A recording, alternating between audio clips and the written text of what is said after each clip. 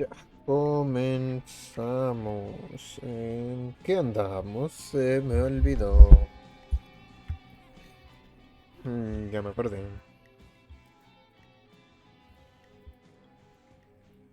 Chiqui con tres. Chuck Brody, Kim Walker, Rebecca Allen y Ant William.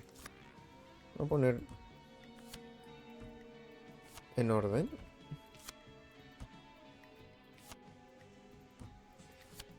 A ver. Chuck Brody.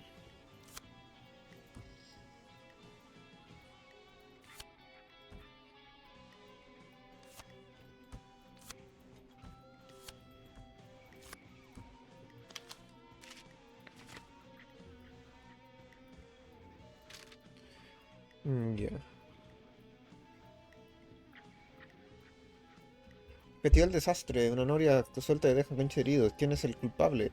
Festival de cosecha de Gallow Creek se clausuró este año antes de tiempo. Tras la tragedia sufrirá pocas horas de la inauguración. La Gran Noria se soltó de los soportes y hizo de rodar a la ciudad. Se está llevando a cabo una investigación. Sigue la página 12. La Noria. Vamos a dejarla por entrada acá abajo. Me importa... 1279 está haciendo un gran año. Aumenta la personal de la central eléctrica. La central eléctrica Gallow Creek ha contratado a 20 nuevos empleados batiendo, 12 de los cuales eran estudiantes del Instituto Gallow Creek. Día de Gallow Creek, día de partido Instituto Gallow Creek cree que contra el Instituto Gateway, segunda división, sábado, realiza la final del partido. Queremos celebrar el matrimonio de Kim Walker y Peter Stein el 30 de mayo en la situación de la buena, feliz pareja. Kim Walker.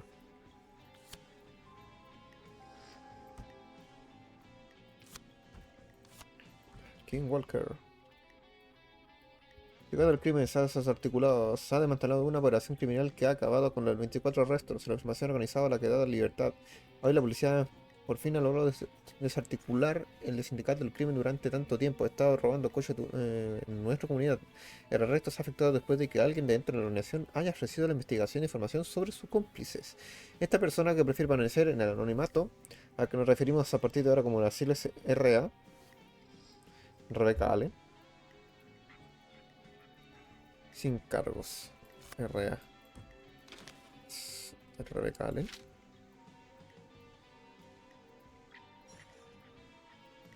Esto no siempre ayudar a Chuck Brody. A final del año pasado, Chuck Brody, el antiguo capitán del equipo de fútbol del instituto, fue víctima del desastre festival de la cosecha y sufrió una herida que acabó con su carrera. Para ayudarle durante su recuperación, le estamos comprando números de lotería. Esperemos que gane la que deje de tener tan mala pata. La broma ha sido sin querer. Deja el número en el cubo. Gracias, Chuck Brody.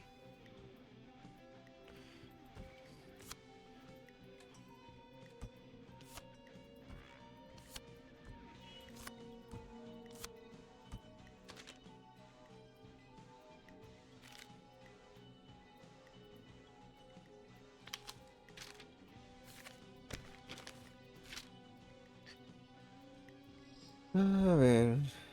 Día del partido. También. Ese es Chuck Brody.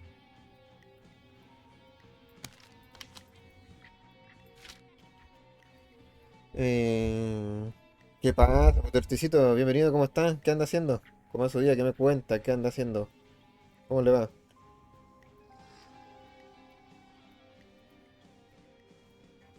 ¿Qué anda?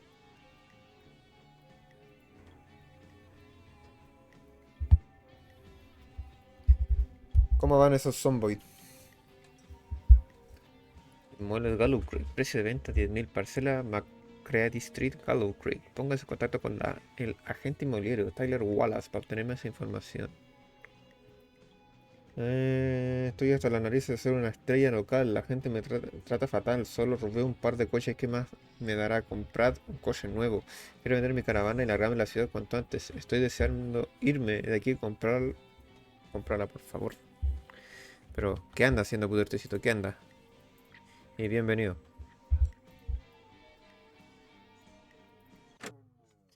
A ver. 1987, Convención y de Seguridad y Salud de Get Right. Del martes al domingo, al 1 al domingo 6 de septiembre. ¿Te importa la seguridad de salud? y la salud. Genial, pues ven a la convención anual. Una intervención especial de un invitado sorpresa, el ingeniero jefe responsable del desastre festival de la cosecha Gallow Creek. Se suele decir que no uno aprende de sus errores, pues yo convertí los míos en mi profesión. Está tu coche a salvo tras producir una serie de robos al automóvil de la ciudad. Sheriff Matthew aconseja a los ciudadanos que presten atención a cualquier comportamiento sospechoso. La ola de crímenes llegará a su fin. Nosotros seguro debemos colaborar para atrapar a los ladrones. El ganador de la lotería compra una gasolinería y en 4 horas la gasolinería apareció en Christine y se ha vendido a un hombre que ganó la lotería hace 14 años. El nuevo propietario que afirma que así tendrá lo que hacer por la noche pidió que se revele la identidad. No se revele su identidad. Mi, mi vida robando coches. Secretos de información. La policía ya a la venta. Les cuento con el cupón.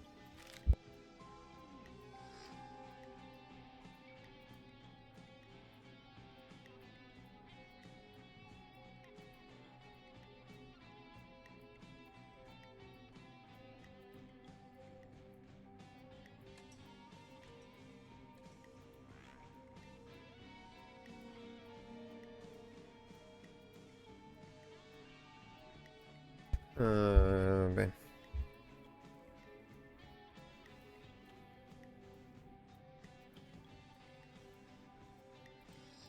Pipi, cuidado, tragedia, un fallo contra los frenos de un autobús deja muertos. Galo Chris sufrió ayer por la tarde una tragedia cuando su autobús no pudo frenar y también se estrelló contra un camión cisterna.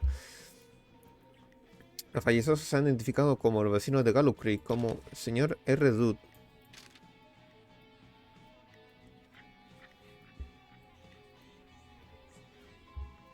eh, señor M. Houston, señorita Pestein, señorita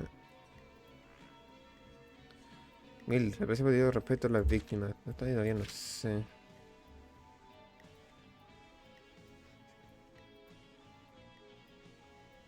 Celebran Kim Walker y Peter Stein. ¿Verdad que los gringos se cambian el apellido? Eh, Kim Walker. Kim Stein. Está muerta. Está muerta, está muerta. Eh,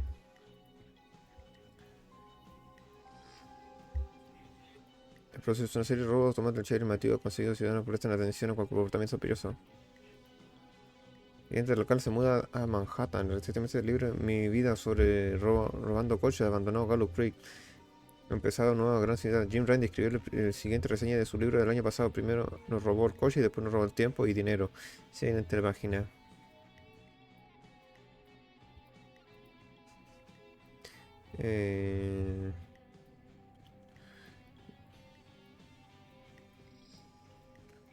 Ahora se ha logrado desregular el sindicato del crimen que durante tanto tiempo ha estado robando coches durante la comunidad. Los arrestos son efectuados después de que alguien dentro de la organización haya sufrido. Ya, Rebeca.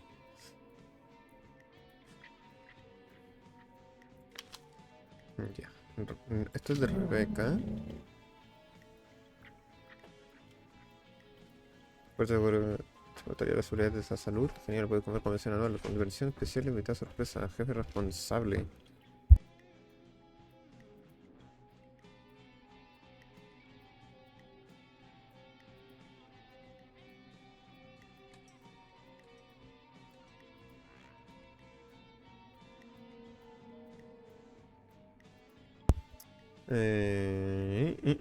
Precio de venta. Pongo en contacto con la gente inmobiliaria Taylor Wallace. Tener esa información.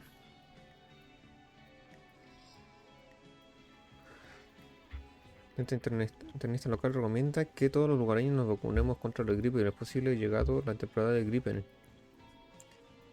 Está bien protegido. La importación de un gran daño aumenta en el personal en la central.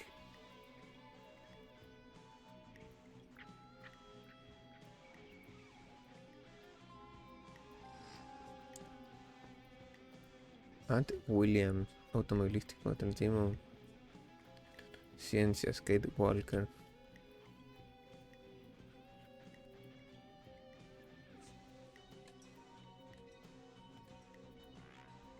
Aquí todavía luego falta ver la investigación, la culpa de la ingeniería central. Que fueron contratados por el evento de ingeniero jefe Ant William. Mm, ya. Internista le recomienda que todos los grupos nos oponemos contra la gripe. No. Parece una trágica, lo pongas en contacto con el agente inmobiliario de tal y cual estoy hasta la nariz de ser una estrella local. Ya.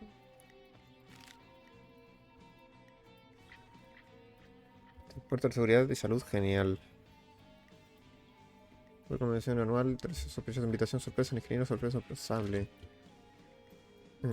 ¿Sería ahí?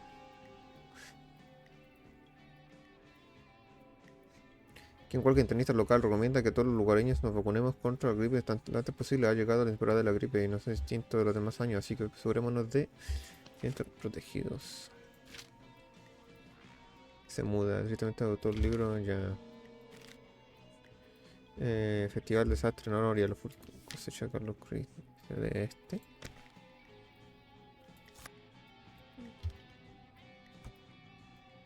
El hospital. Está para acá. Entra la cuestión eléctrica en Ad William.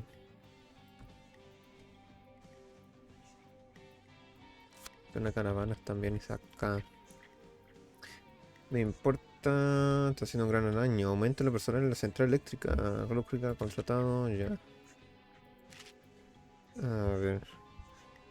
Tiene una investigación científica llega a su fin. La investigación culpable de ingeniero y central. La película de miedo mientras montaban la noria, lo que dio lugar a varios errores de construcción.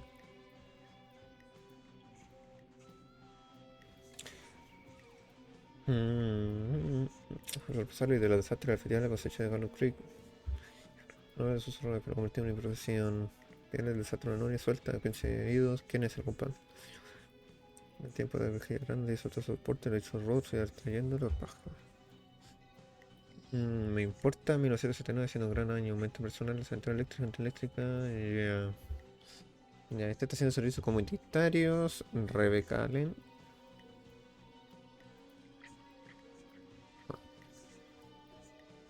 No. Juego de tragedia. Esto es aquí.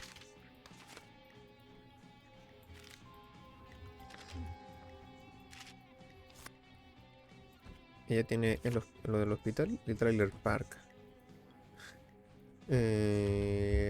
King Walker está muerta. Julian está prestando servicios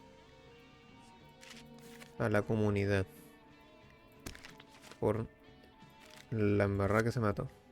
Mando. Y esta se fue.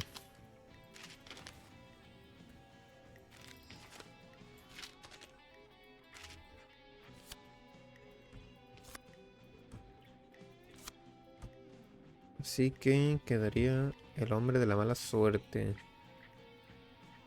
Chuck Brody. En una gasolinera. Chuck Brody en la gasolinera. How's it going? I'm ready, Peggy. Are you sure? We've only got one shot at this. Vamos allá. Sure. Let's do this. Okay, name first. Who do you think the target is? Chuck Brody. Chuck Brody. And where will I find them?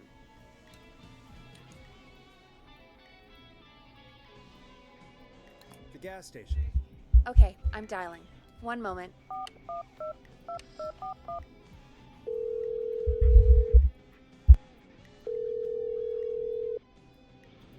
Hello? Chuck Brody! Listen, I know this sounds crazy, but we have reason to believe the Whistling Man is coming for you. You need to get yourself and everyone else out right now. The Whistling Man? Who the hell are you? Who is this? This is Forrest Nash. Listen, the Whistling Man's back. We found a list with your name on it, and... Oh, God. It's today. The year I finally let myself forget.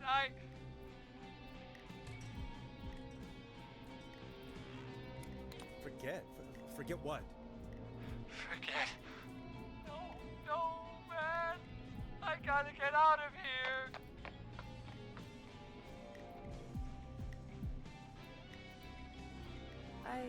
I think he ran off. Well, fingers crossed that Chuck... Jeez! It sounds like something blew up. He's using bombs now? Is Chuck? I don't know. Hang on, we're getting a call. Hello? Chuck? Chuck! Forrest, the whole goddamn gas station's gone up. Is anyone hurt? I don't think so. I got everyone to follow me out.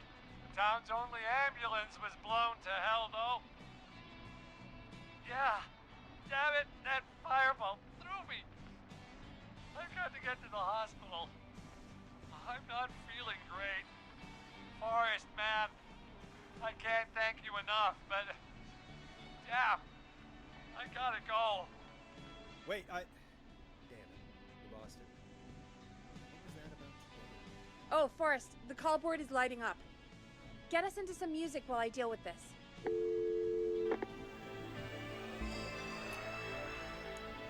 Here's some music while we regroup here on KFAM 189.16, The Stream.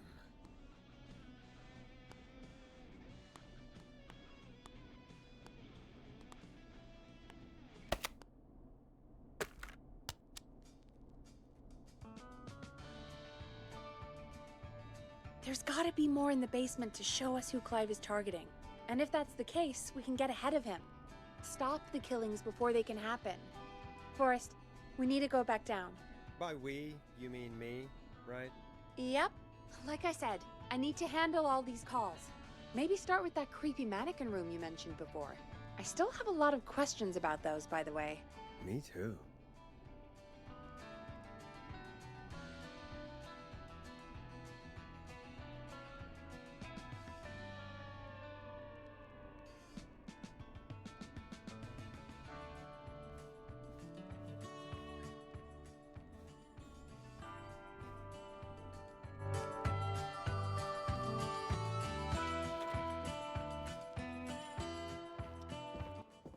No entendí muy bien, pero creo que tengo que ir al sótano.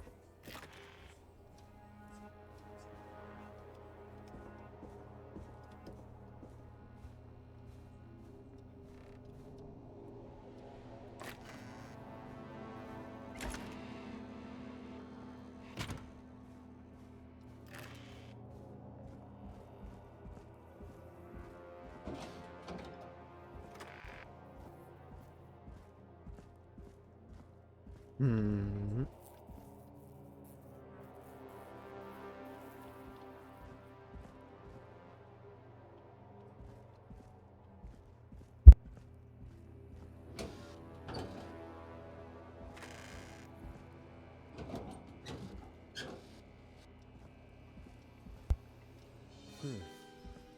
A key? Was this always here? I must have missed it when I brought everything upstairs.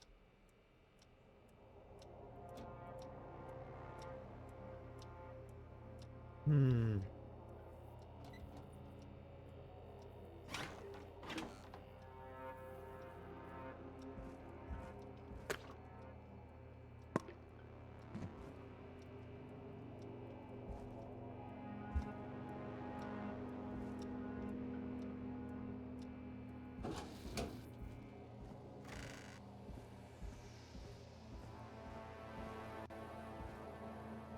El sótano, llave del sótano, algo. Hay otra más, otra parte más por aquí.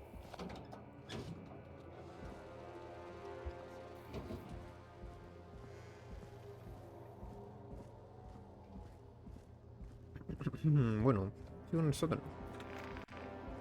Supongo que será aquí.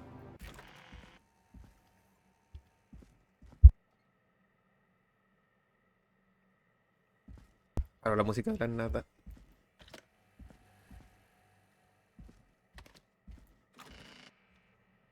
Hey, Forrest! Peggy, give me some warning before yelling down the intercom? Sorry. Buzz the intercom when you find something and want to discuss it. What have you found, Forrest? I think I need to keep looking. All right, then. Buzz the intercom when you find something and want to discuss it.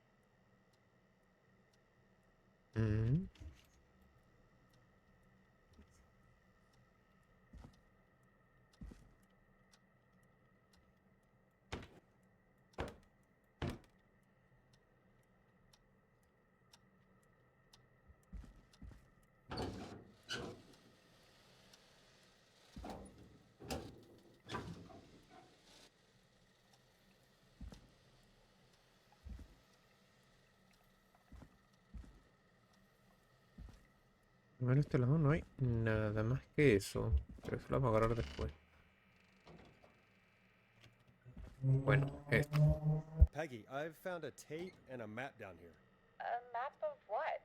Looks like it might be to somewhere in this storage area. Weird. Well, maybe the tape will give us more information. Give it a play.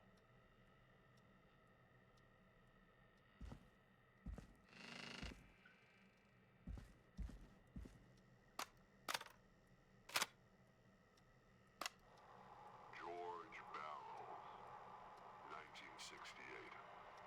That's when this all began for me.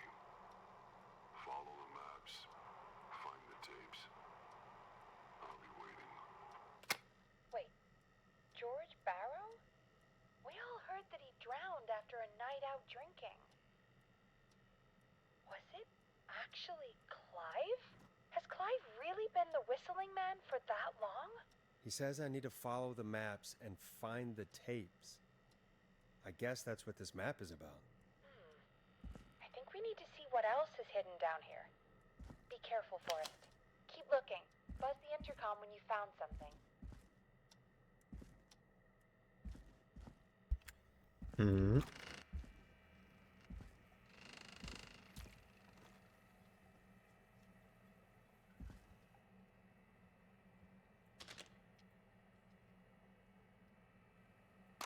Time of autopsy is 7 a.m.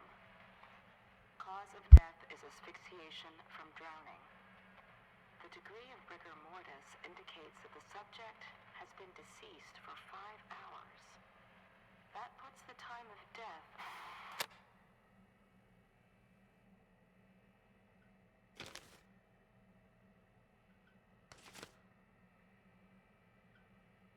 Aquí hay un documento y una radio.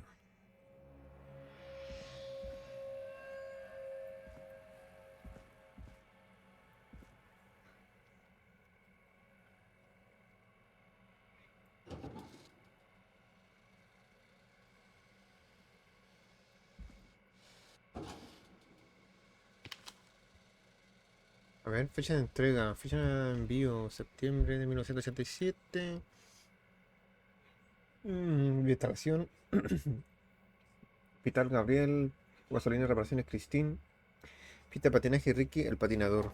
Apartamento Woodside, no se puede poder instalar por la falta de piezas nuevas fechas.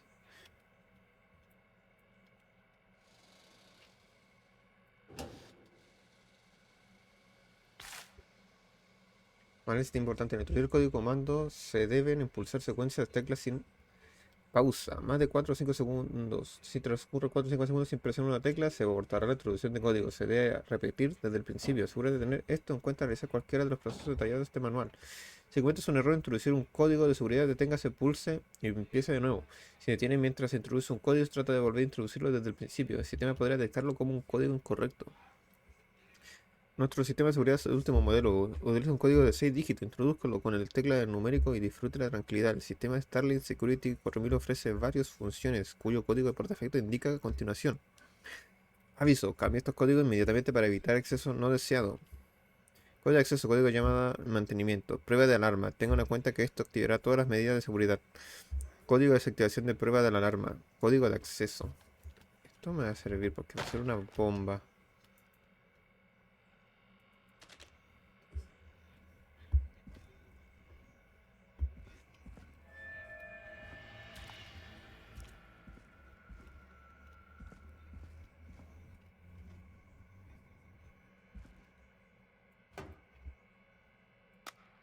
Small lacerations to arms, legs, and face, typically obtained by running through foliage. Severe blistering to the feet, as though the deceased had been running without stopping.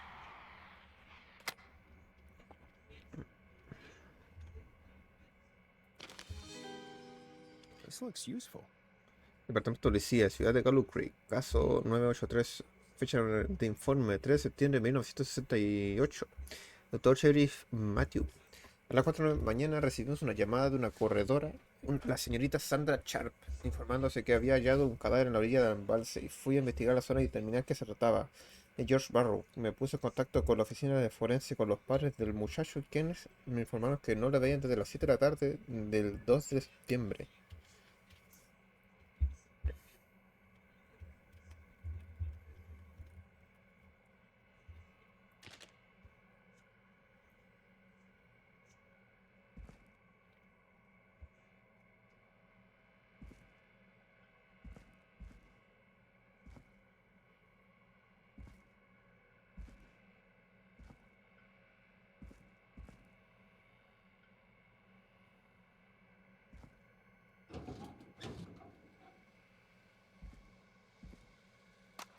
Preliminary toxicology results shows no signs of inebriation.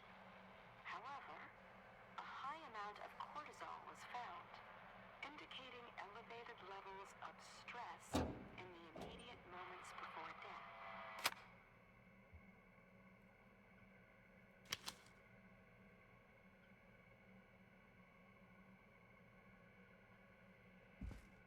Es de unos casilleros con un ventilador.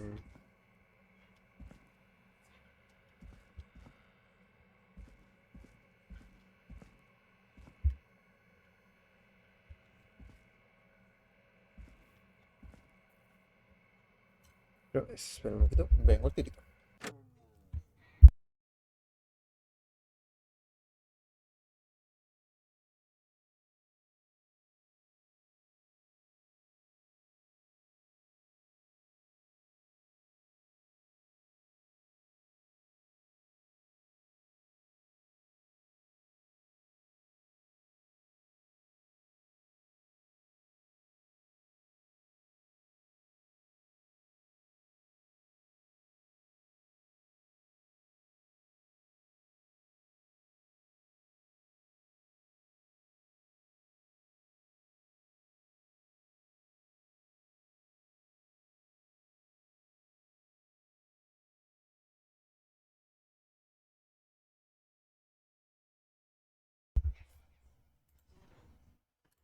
Pero bueno, así, vengo al tirito.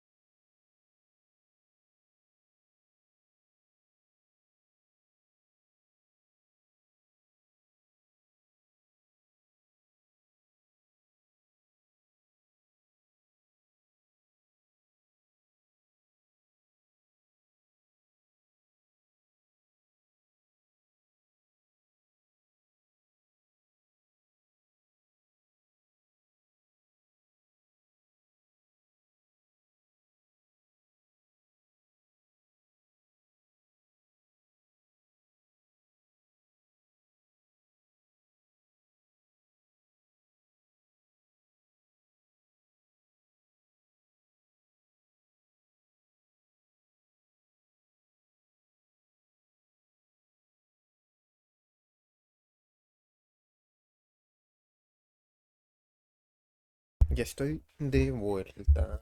Aló. Anda por ahí.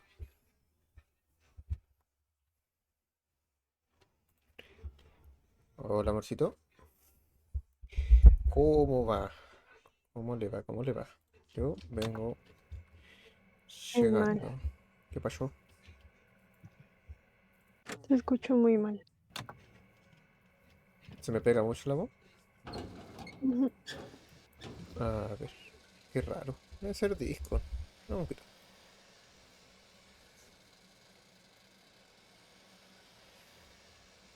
¿Mejor?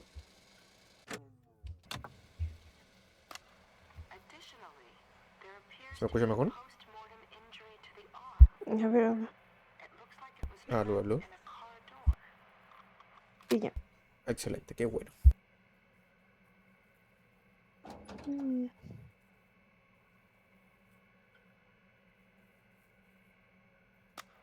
Additionally, there appears to be a post-mortem the arm. It looks like it was trapped in a car door.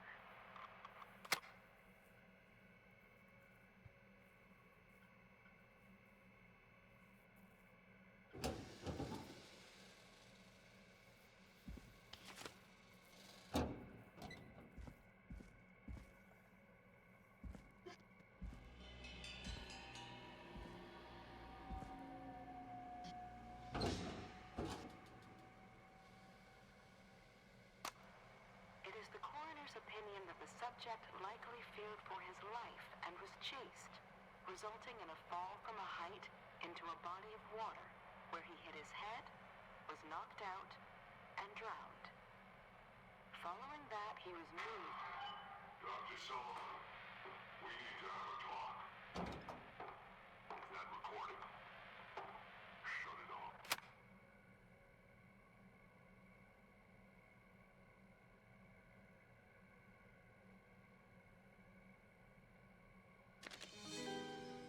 Now this has to be important. A ver, ¿qué sigue? Informe de investigación de médico forense del condado. Nombre del fallecido George Barrow. Fecha y hora de la muerte sobre las 9 p.m. del día del 2 del 9 del 68. Fallecido es un hombre caucásico de 18 años. Se ha determinado que la muerte se ha producido por un ahogamiento de acuerdo con el índice de asfixias. Ver sección 2, párrafo 4 para más detalles. Se han encontrado abrasiones en los nudillos, probablemente causados por peleas en el pasado, lo cual encaja en el historial de agresividad del fallecido. No se han hallado más heridas y el médico forense opina Está bien. que... Ok. El forense opina que no hay motivos de sospechas. Además, el informe de intoxicológico preliminar indica que el fallecido aún tenía un alto nivel de alcohol en sangre. La médico forense opina que el fallecido intentó nadar en estado de embriaguez, lo que provocó su ahogamiento. Su fecha es el 3 del 9 de 1968, hora 7 a.m. Examinador Virginia Sullivan. Siento haberte obligado a hacer esto, Virginia.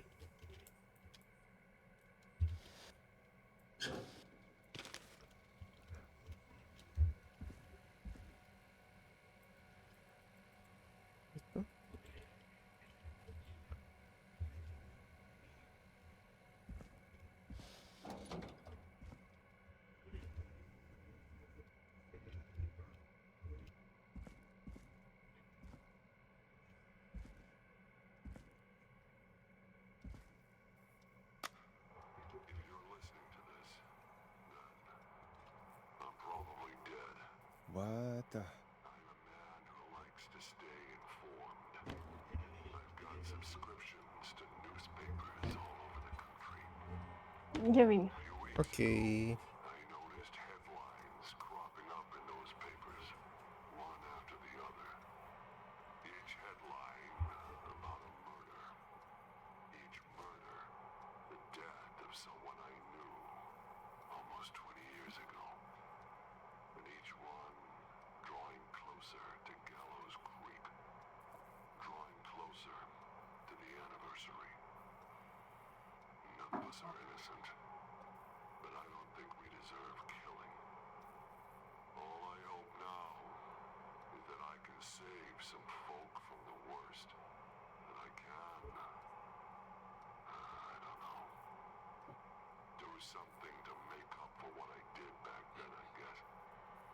I didn't kill anyone, mind you, but that's past matter. Now, there's more I could say, that I should say, but my employer made it clear that my family would pay a high price if I ever spoke out. So, hopefully I've said enough for you, listener, whoever the hell you are, and start putting the truth together. What the hell? Tremenda obra maestra, 20 sobre 10 y God. ¿Qué pasa, Chris? A new vinyl for my collection. Bienvenido, ¿qué tal? Instituto Hollow Creek presenta a Humpty Dumpty, una historia de amor, tragedia y traición, protagonizada por Mace Crowden como Dawn y George Barrow Jueguisto como Tronques Henry. dice cómo van esas mauriciones. Ya salvamos uno. Estamos ahora explorando el sótano.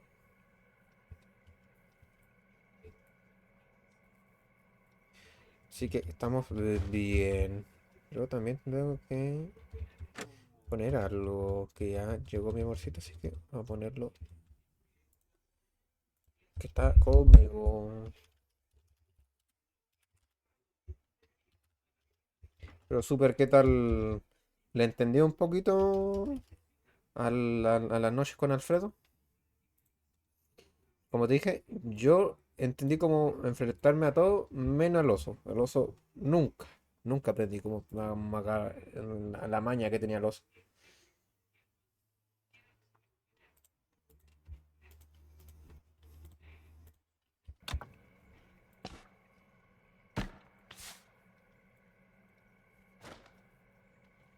Mm,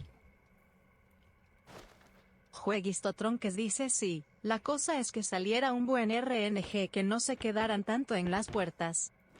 vale, vale, sí, a veces pasa que se quedan pegados todo el día en las puertas los bicharracos.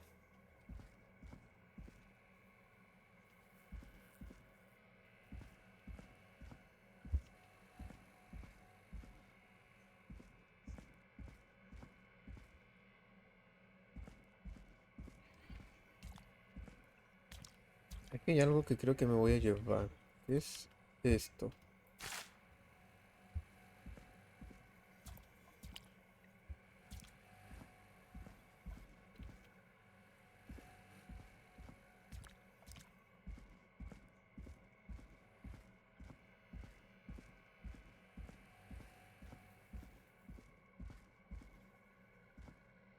No sé si será esto, pero creo que no. Pero esto me lo llevo.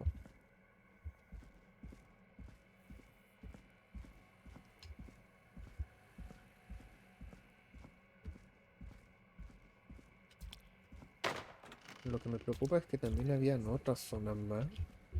Están en este papelito. Que es gasolina y reparaciones Christine, que es lo que explotó. Viste el patronaje del Ricky el Patinador, que es el compa que me habló, y apartamento de Woodside. Y el hospital Gabriel McRae Street. Los últimos dos no fueron entregados. What have you found, Forrest? It's an autopsy tape. Doesn't say for who, but I think it must be for George. Poor George. He was so young. Something's bugging me, Peggy. What do you mean? I swear I recognize the voice of the woman talking on the tape. I just can't place it. Seriously? Do you think you've met her before?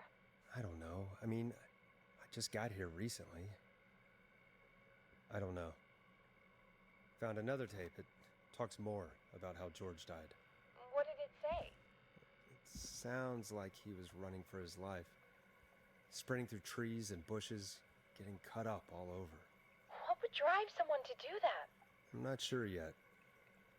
There's also a tape about a toxicology report. There were no signs of drinking or that he was on anything. What? But everyone said he went swimming drunk and drowned. It was in the newspaper and everything. I found a written autopsy report. What does it say? According to that, it's just like you said at the start. George drowned after getting drunk. Said he liked to fight, too. But that contradicts the tape. I know, and I think I know why. There's a note with a report that says, "I'm sorry I made you do this, Virginia." If it was on the autopsy report, then Virginia must be our coroner. Wait, the caller from earlier, when we had to call the takeout restaurants, wasn't her name Virginia?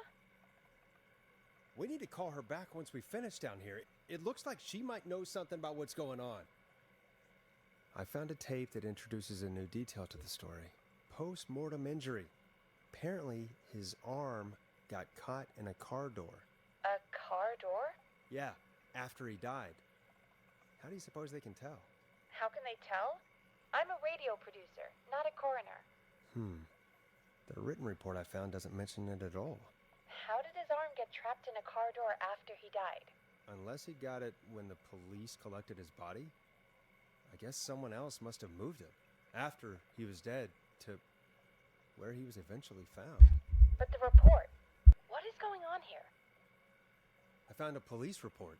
Mentions a friend from earlier, Sandra Sharp. Sandra. The jazz runner? That's right. She found George's body washed up at the reservoir. The reservoir?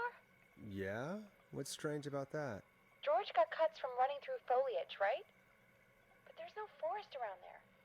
Also, how did it wash up at the reservoir? What do you mean? Reservoirs don't have tides. But that's what the police report said. It's not possible, though. I did a school project on reservoirs and got an A. But, yeah, not important right now. The important thing is that it doesn't make sense. What are you suggesting, then? That the body was originally found somewhere other than what the report suggests? That the sheriff tried to cover it up, but accidentally let something slip? Something like that. I think. Well, Sheriff Matthews wrote the report. If he hadn't been eviscerated, we could have asked him. True. But Sandra is still alive? Once we're done down here, we should give her a call. In another tape, the coroner comes to the same conclusion as I did. George was running from something. Maybe an animal?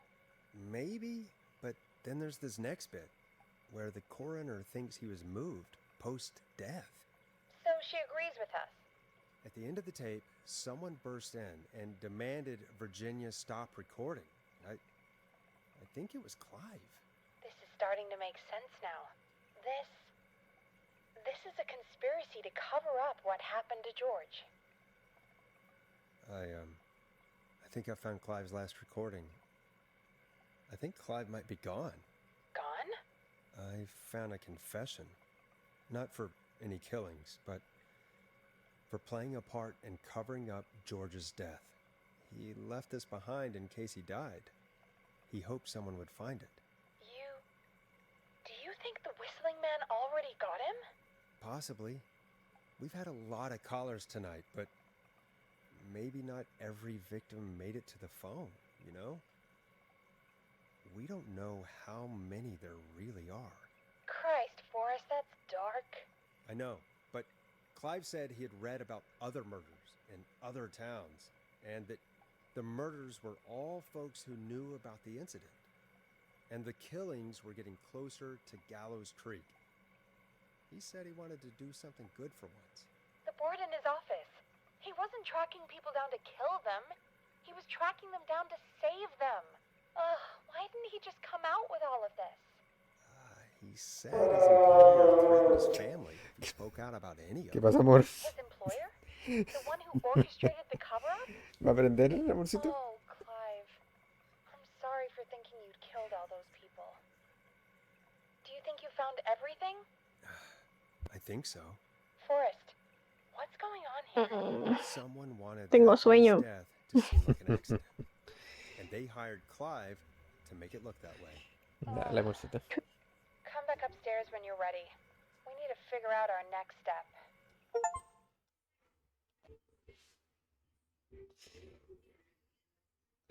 ¿Va a acostarse entonces? Thank God you're back, Forrest. I've been running out of stuff to pad our airtime with. Peggy, you're working radio.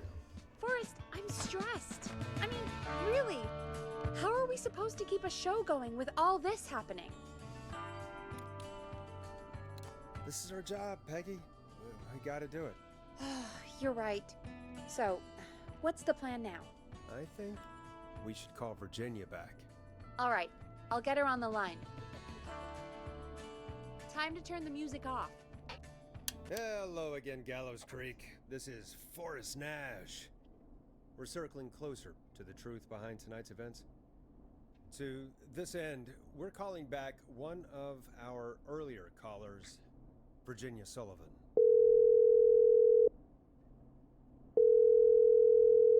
Fretman Plunker here? Who's this? Is it you? Goose? Plunker, hey, it's the radio man, Forrest Nash. Radio Man? What's up? Solving mysteries, saving lives. The huge. Right on. Plunker, what are you doing at Virginia's house? She asked if we could stay to keep an eye out for that whistling turd. So we're hanging out, bro. Well, that's big of you, Plunker. No, it's nothing. Can I speak to Virginia? Sure thing, Radio Man. I'll just go get her. Who is this? Hey, Virginia, it's Forrest. I'm glad you're still okay. Oh, Forrest. Sorry, I'm still jumpy. Don't be sorry. You've been through a lot. I'm so sorry this happened to you, Virginia. I thought I was. I thought...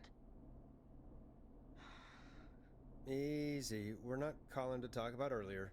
We're calling because we think you can help us understand why this is happening tonight. Me? What would I know?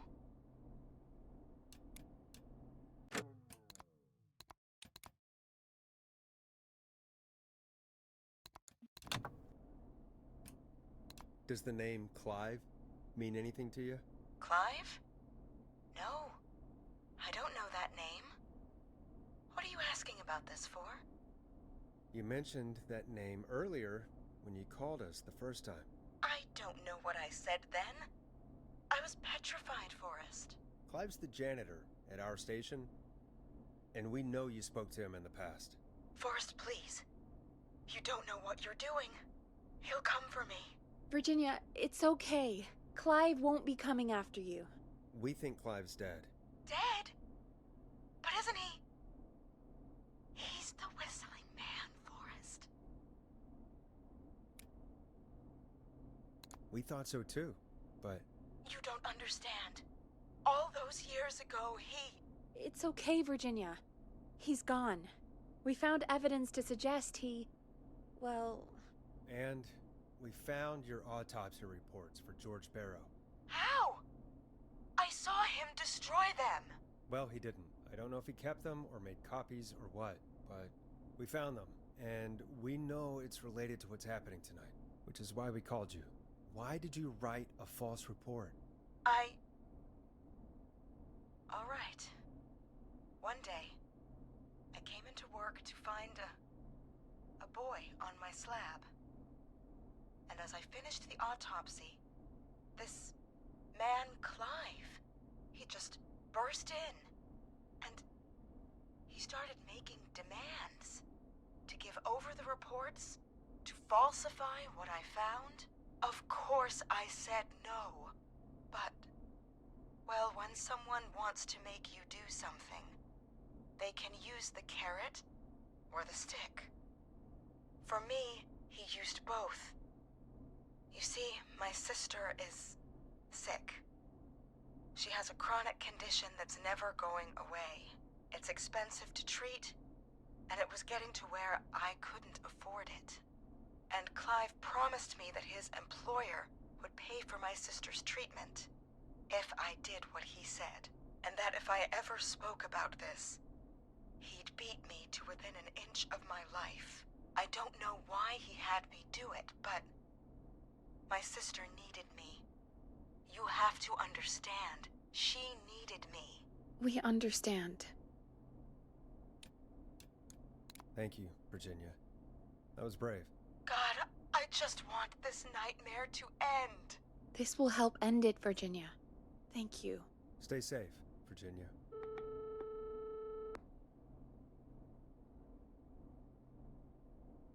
So, Virginia's tied up in all of this. Clive threatened her to keep quiet about George's death. But for who? Why cover up these details? Well, we know Sandra was involved in George's death. Do you want to call her? I do. Alright, but before we go asking questions, I think we should know what we want to ask. Is that fair? Yeah, we need to ask her about finding the body. She was the one who discovered it, but something just doesn't add up. 100%. She knows more than she's saying. I wonder what she's hiding. We'll hopefully find out soon. Anyway, just be careful when you're talking to her. Don't push too hard. We don't want her to hang up. I'll be careful. Alright, calling her now. Hopefully she's at her jazz studio.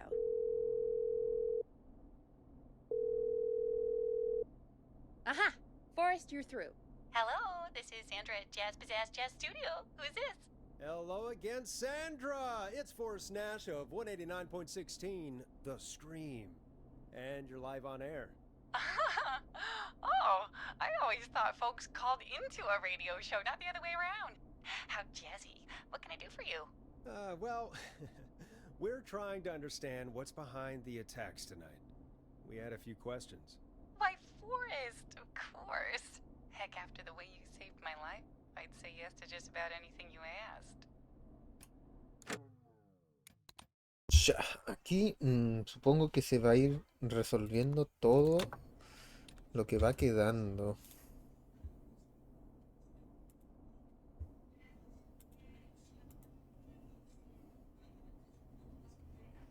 Así que vamos a ir viendo qué va a pasar. Eso no es- ok. Really? Well, that sounds nice. I might just call you back tomorrow then, too. You got my number. But what about tonight? Is there anything you want to talk about right now?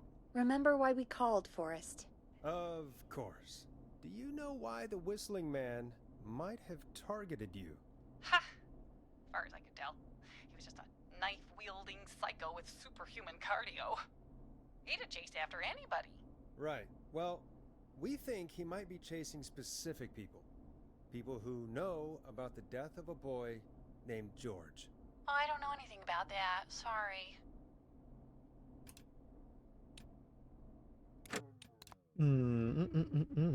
Ya está ahí, tú. Sandra, we know you found George's body. We have the police report. I don't know what you mean. It's okay, Sandra. We know. You do? You know about? Yes. Of course. This studio is my life. After I found the body in the river, I couldn't lose my studio. Do you understand? Sure. I understand. When the rent just kept going up, he said he'd stop if I just needed to keep quiet. And everything would be okay. Sandra? Who was he? He said if I told everyone I found the kid in the reservoir instead of the river,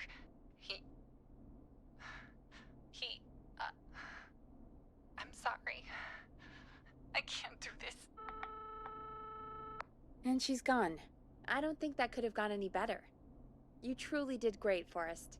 Well, folks, if anyone out there has any thoughts on what's going on tonight, please call in. That's good timing. We've got a call waiting just this second. Welcome to 189.16, The Scream, with me, your host, Forrest Nash. Hi, Forrest.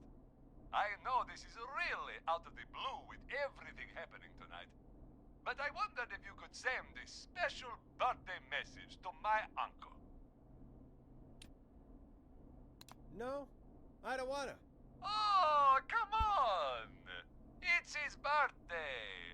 I won't have a chance to do Ya it no again molestaría until el de la next year. pizzería. May as well, Forrest. Fine. What's his name? Thank you, Forrest. He's my Uncle Ronnie. His first name's Peter, but he never liked his name.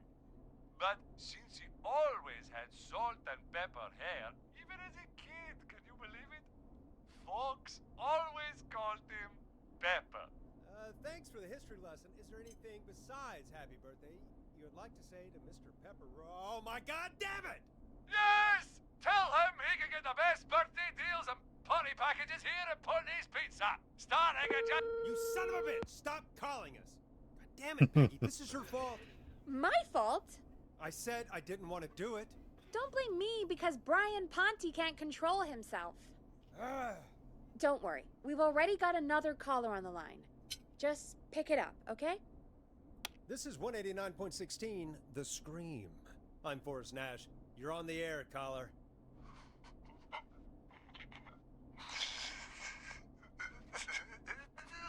Caller.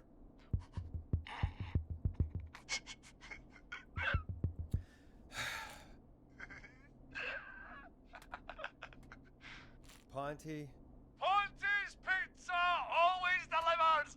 Come rain or sleet or whistling man, we'll be there!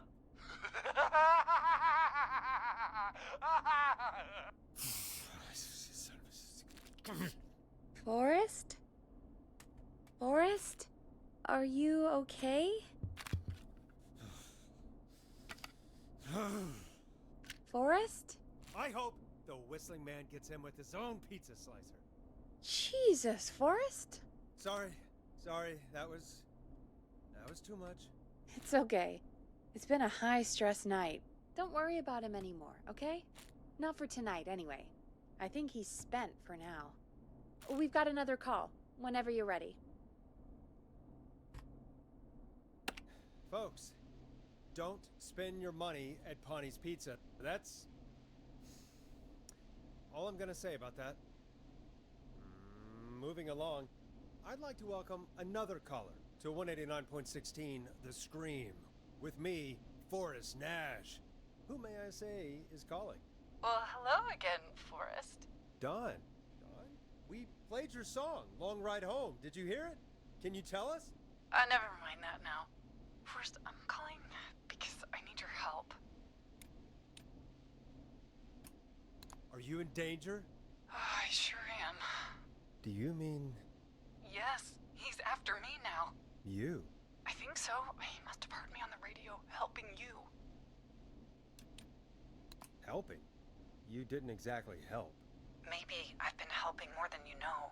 I was out following a lead, trying to work out who would be next. Jueguisto Tronques dice ya se me cayó Little Nightmare 3. Me dice que mi PC es una mierda y ni lo abre.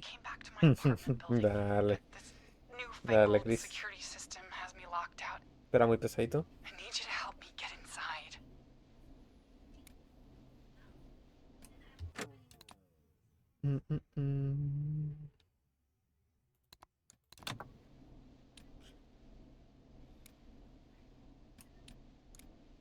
Don't you have a key to get in?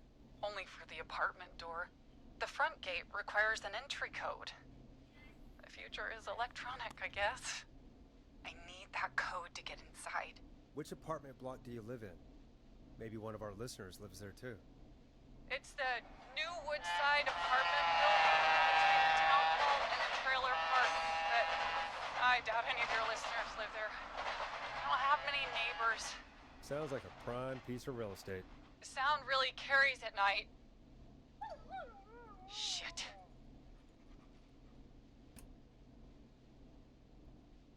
Porque sale muy pesadito ese Little Nightmare. Is that a neighbor's dog? Yes, it is. Boy, I wish he'd muzzle that thing and... Oh. And now he's blasting David Scopo out of his window. This night can't get any... The whistling man. Jueguisto Tronques dice Beto. Dice que mi PC no soporta y se cierra. Please, I need your help. I need the code for that Dale, security dale, system, dale. or I'm gonna die.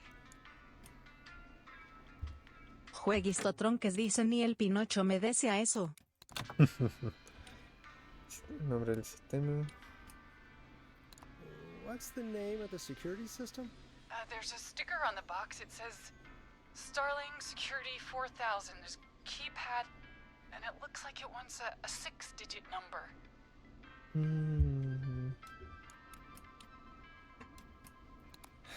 We'll see what we can do. Thank you, Forrest. Yeah, of course. Don't worry, Don. Thank you, Forrest. I knew I could count on you. I'll sit out of sight. Call me back soon. All right, folks. Here's a little tune for you all to enjoy while I try to break Dawn into her apartment.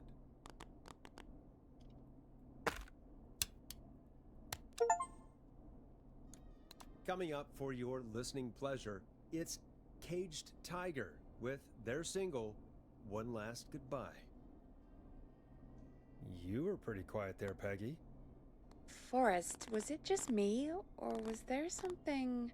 Yeah, it wasn't just you. Something was weird about that. Yeah, well, tell you what, we have a Starling 4000, or whatever, here at KFAM. Clive bought one for the station. Maybe we can find something to help. Well, I'm not sure who. But to help someone.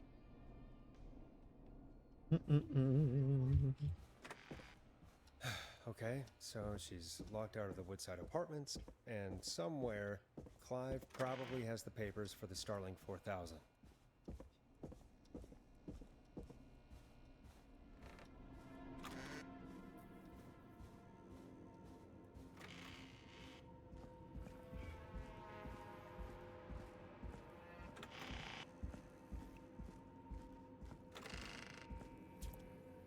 Deja un papelito aquí. Order delivery form. Starling must have left this by accident. The system's not even installed at Woodside. Este me lo llevo por si acaso, porque el otro papel lo tengo ahí ya.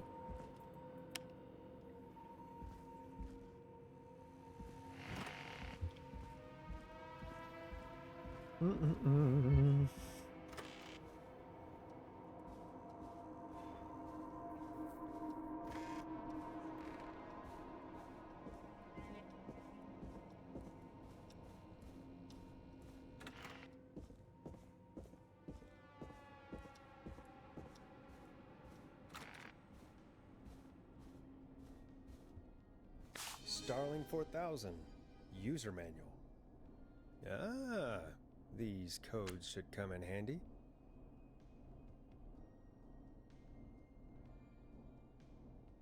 Welcome back, Forrest. Find anything? The Starling 4000 security manual. It's got a bunch of codes. Good. And did you find anything else? I saw a list of everyone else who bought the Starling 4000. Know who was on there? Oh my god. Roller Ricky! Do you think we should give him a call? Is that crazy? I don't know what you'd say, but...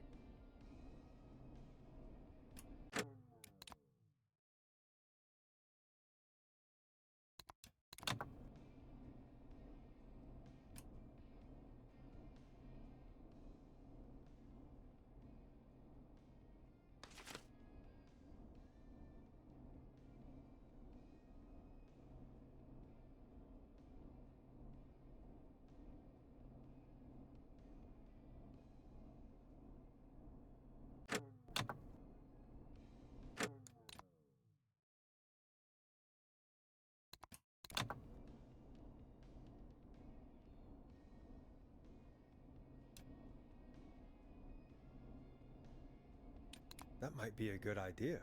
Okay, one moment. I got the number here. Patching you through.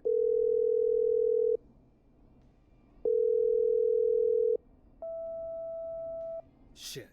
He probably can't hear it over the music. Forrest, I don't know about this. This is super weird. Just put me through to Don. I'll take care of this one way or another. Okay, if you say so. When you're ready, shut the music off. Line 1, whenever you're ready. Don, are you there? This is Forrest Nash from 189.16, The Scream. Oh, thank God you're back. I'm so afraid. What's the code to the gate?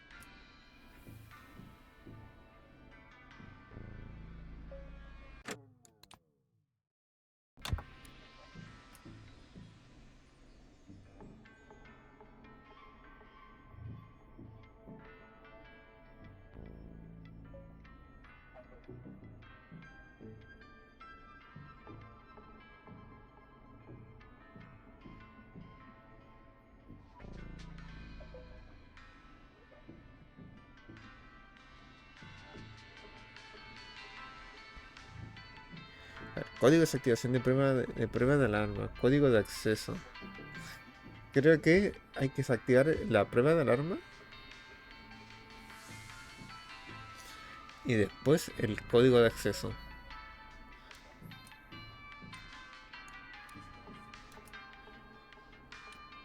The code is 811220. Thank you, Forrest. Alarm test already deactivated. The alarm deactivation. I think you gave me the wrong number on purpose. Well, I'll just do this the hard way. Forrest, what did we do?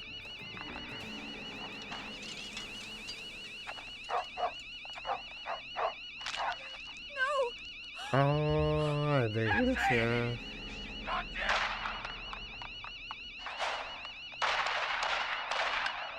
Mira tú. Dale. No me di cuenta que era el perro y el tipo no estaba. Put me through to Don. I'll take care of this one way or another. El Okay, perro. if you say so. When you're ready, shut the music off. Line 1, whenever you're ready. Sí, pues esta Don, tipa no are está you en peligro there? porque no se This escucha is nunca el Forrest silbido. Nash from 189.16, The Scream. Oh, thank God you're back. I was so afraid. What's the code to the gate? Cada activación de alarma. The code is 191519. Thank you, Forrest.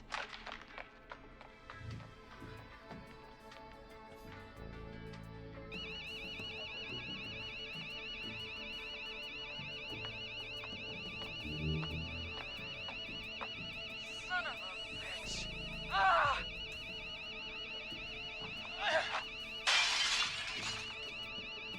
Is she?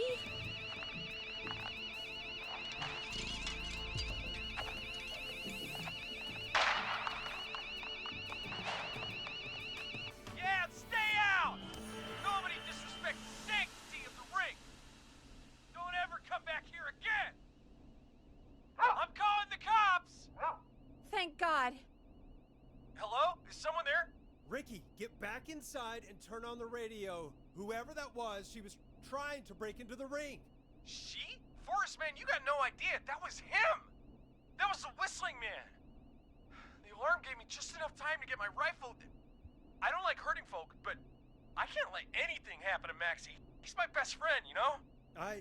Listen, man, I'm heading back inside. Gonna barricade that window. My man, thank you. You and Peggy can skate for free whenever you want, forever. That's a done deal. Thanks, Ricky. Can't wait. You got it. Talk to you soon. Okay, Gallows Creek. Here's some music while we process what just happened. Entonces pongamos una musiquita. So, the whistling man is a woman?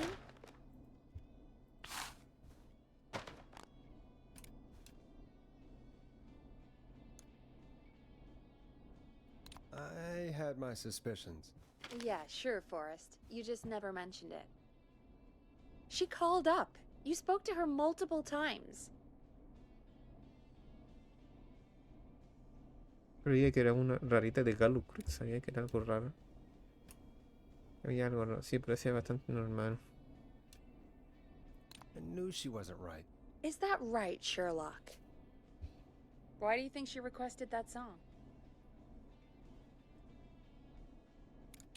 To get me outside? Maybe, but how? She didn't know the song was outside to start with.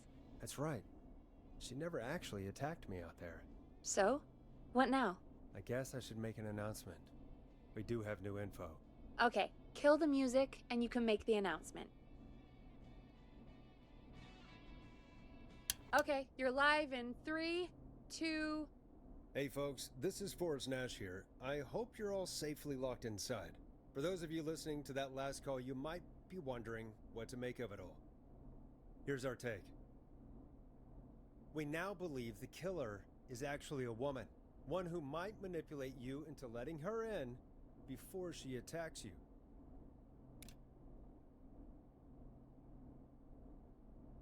We're neighbors. Look out for each other and stay safe. The killer was calling themselves Dawn. This could be a fake name. If anyone needs help or you have info on the killer, please call in. You folks have my new number, right? It's 911. Hopefully, our next caller can help shed some light on our killer. Hey, we had a call come in. Okay, folks, time to take a call. You're through to Forrest Nash on 189.16, The Scream. Hey, man. Murphy? Damn straight. What's going on, Murphy? You in danger again? Nah, man. I've just been listening to the show here at home. And since you asked folks to call in if they could help out, well, I'm calling. I don't know if I can say as much as other folks have, but I figure I wouldn't be a good role model to Fernando if I didn't try to help, you know? You're a good father, Murphy. Absolutely. Fernando's a lucky kid. Oh, thanks. So, what do you want to know? Well, what can you tell us? I don't know, really. All right. Well, do you know anything about the death of George Barrow? Absolutely nothing. Okay. What about the killer herself? Herself? Man, I didn't get my ass kicked by a lady. The man I went toe-to-toe with was a man. You heard the last call, right, Murphy? Yep. So you know it's a woman, and you were trained by a VHS, Murphy. I know, but... Man, how could it have been a woman under that mask? Let's just move on. Do you know anything about the history of the Whistling Man? No, sir. Tonight's the first time I ever heard of him. What? I moved here 3 years ago, man. What do you want from me? Hey, man, no worries. Just thank you for trying. Right. Sorry I couldn't help you all more, man. Now, if you'd have asked me about gators... Forrest, we have a call coming in. Sorry, Murphy. I think that's all we've got time for right now. All right. I'll catch y'all with the gator talk later. Night. Well, folks, that was a bust. But perhaps our next caller has more they can tell us. Let's find out. This is Forrest Nash, and you're listening. Please help me. My name is Casey Moore. I'm at 25 Nancy Drive. My best friend's been stabbed. He's bleeding everywhere. I don't know what to do. Please help me. Aquí seguimos con la siguiente parte. A ver, vamos a ver. Somebody's been stabbed. Can you tell me what happened? We'd been out at the reservoir. We were heading back to his place when we heard this whistling all of a sudden. He just started freaking out. He screamed at me, told me to hide. I'd never seen him like that, and I just panicked and ran and hid in a bush. Oh no. Forrest. Then what happened? He went up the road and talked to someone. I couldn't really hear or see anything. It sounded like he might have known the person, and they just stabbed him.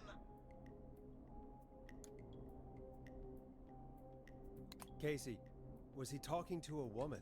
I don't know. They had a mask and wore all black. That's all I know. Please, we need help here. I'll get you help, but I need to know. Where did the masked person go? They left. They left him to bleed out.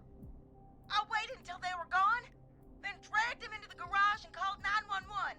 Wait, why didn't she make sure he was dead? I don't know. I think I heard them say something like, "It's not so funny now, is it?" before they left, but please, he needs to get to the hospital. I can't drive, so we need an ambulance. Forrest, the ambulance was destroyed in the explosion at the gas station. You should get all the info you can. Can you tell us where your friend was stabbed? They stabbed him in the stomach, and then stabbed him again in his leg when he was on the ground, and it's... Oh, the knife is still there in his leg! What's your friend's name, Casey? It's Jason Parker. We'll be right back. Peggy, patch us through to the hospital. On it. Phoning St. Gabriel's now. Switch to line 2. Hello, St. Gabriel's Hospital. How can I help you? Hi, this is Forrest Nash from 189.16. We have a stab victim at 25 Nancy Drive named Jason Parker. He's been stabbed in the stomach and the leg. He's bleeding heavily. Oh God, I'm sorry. But the ambulance is... well, you know. I know, but please, we need something or he's going to die. Forrest, Listen, you're going to have to get him here. We need to see him, and we can't get there ourselves right now. We don't have any way to drive him right now. And even if we did, he's bleeding out fast. All right, listen. We need to buy him time to get here. That means stopping the blood first, and then finding someone to stabilize him. To stabilize him, you really need someone with first aid training. Do either of you have any? No. Me neither. Damn it. I'm really sorry about this, but I have other patients who can't wait. All I can do is talk you through the procedure as quick as I can, and then leave the rest to you. You think you can handle that? We don't really have much choice. Hit me. Okay, from the top. If he's bleeding out, then you need to get him comfortable and try to stem the bleeding. Lay him down. Apply continuous pressure directly to the affected areas. When the bleeding slows, get a clean cloth of some kind and hold it over the wounds. Get them comfortable. Apply pressure. Clean cloths when slowed. Got it, I think. You said he was stabbed, right? If the object he was stabbed with is still in him, don't take it out. It's stopping the worst of the bleeding right now. If anything, you should secure it so it stays where it is. I wouldn't have thought of that. It makes sense, though. God, that was a lot of info. But I think we can handle this. Glad you got it so far, because there's more to go. I'm still with you, Doc. What else do we need to know? If he's lost a lot of blood, he may enter shock. If he does, act fast. If you applied a cloth and it's bleeding through, don't remove it. Just apply another on top of it. If it's safe, elevate his legs to get blood circulating to his vital organs. Try to keep him warm. Get him to rest and reassure him. We need the patient to stay calm. All right, don't replace bandages, elevate his legs, keep him warm and calm. This is a lot. I'm really sorry. That's as much as I can give you right now. Try to stop the bleeding, find someone to get him stabilized, and get him here as quick as you can. Good luck. All right, Forrest. Casey's still on line 1. Ya, entonces ahora vamos a comenzar con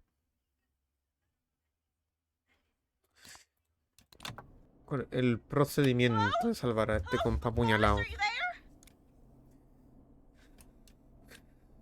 ¿Qué tal, I'm Jason? here. How is Jason doing? Badly! He's still bleeding! I need help! I've been putting Se me pressure on había his tomado stomach durante wound este since you rato. left. But he's still bleeding. I don't know what to do. That's good, Casey. The nurse said to do that. What about the knife in his leg? It's gotta be hell. Should I pull it out? No toques el No, cuchillo. don't touch the El knife. cuchillo se queda. Bleeding will get worse if you pull it out. Are you sure? I'm sorry. I'm gonna stop making suggestions. No, don't worry, Casey. We're a team here. We're all going to get Jason through this. Casey, is his leg wound bleeding right now? I hate looking at that knife. Yeah. It's bleeding. His stomach is worse, though. Dejar el cuchillo ahí. Hay que fijar el cuchillo. Es que dijo que hay que fijar, hay que no se mueva. Porque si se mueve, lo puede quedar peor. I think we need to secure the knife so it doesn't move around. Do you have anything you can tie around it? Yeah. There's some laundry piled up on top of the dryer, some cloths on the hood of the car, and what else? I guess I've got my jacket. La ropa sucia está sucia. Su chaqueta podría ser lo más limpio que hay. Sorry about this, Casey. I think it's best we use your jacket. It's probably less likely to bleed through. It's just a jacket. Give me a second. Here we go. I'm sorry, Jason. It's secure. I'm putting pressure on his stomach again. I'm starting to think we might make it. Forrest, can I have a word? Now isn't the best time, Peggy. Can it wait? Forrest, it's kind of important. All right. Give me a second. Casey, I'm going to have a quick word with Peggy. Keep putting that pressure on and let us know when the bleeding is under control. You're doing great. But what if something happens? We'll still be here. Just shout if you need anything, and we'll be there. I promise. Okay. I'll wait. Jason, please be okay. What's up, Peggy? We can't stay on the line with her all night. Dawn is still out there. What if other people need us? You're right. Hola, amor. Bienvenida de vuelta. She's probably on her way to her next target right now. Exactly. And you heard the nurse. We need someone there with training who can stabilize him. He's got to get to the hospital somehow.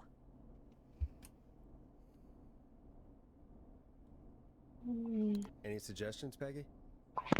I might. Ay, sí es cierto, tengo A un little dulce. before you started working here, KFAM Provechito. did a mandatory first aid training course.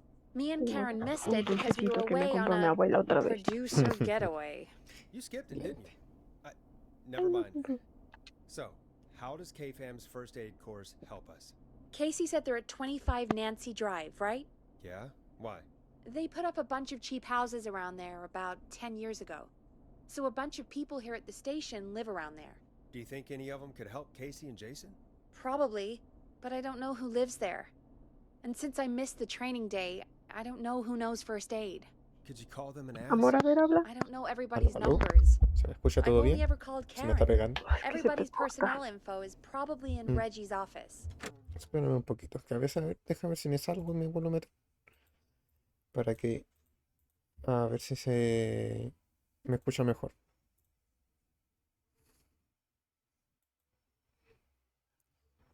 ¿Aló? ¿Mejor? ¿Se me escucha mejor? ¿O se sigue pegando mucho? No, se te corta mucho. ¿Se corta mucho? Dale, amor.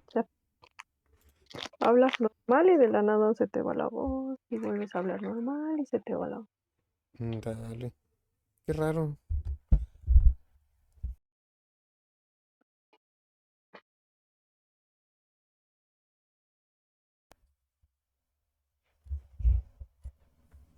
¿O está mejor ya?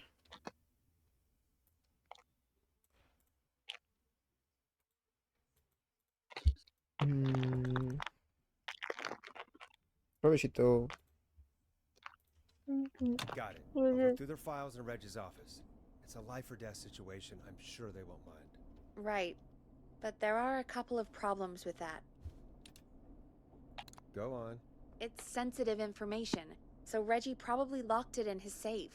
Great. Great. Do you have any idea what the combo for the safe could be? Not a clue. Reggie's a serial note taker, though. Maybe something in his office will give it away. Right. There is something else. I'm not gonna like this, am I? Have you ever heard, the future is floppy? Peggy, what the hell are you talking about? I'm talking about floppy disks. Floppy disks are like these futuristic things that have information on them. You put them in a computer and they do something. Peggy, I know what a floppy disk is. Anyway, Reggie decided that the future is floppy and started phasing out our physical records and replacing them with these floppy disks. I imagine it's the same for our personnel files. That's good to know. Since we haven't heard anything from Casey, I'm guessing Jason's okay for now. I'll check out Reggie's office and see what I can find. You'll need a key for that. I'll just slide it under my door now. Thanks, Peggy. I'll just have to look around. ¿Ahora puedo ir? Good. I'll patch my mic down to the office, so you'll hear me over the intercom. Ahora sí me deja ir. Soy libre.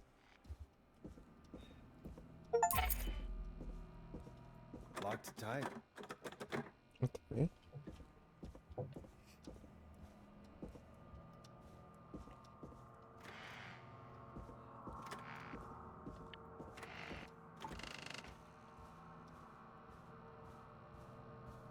¿Me sigue escuchando mal, amor? A ver, sigue hablando sola. A ver. No, se escucha bien, todo correcto. Sí, ahorita sí, te escucho así. Excelente.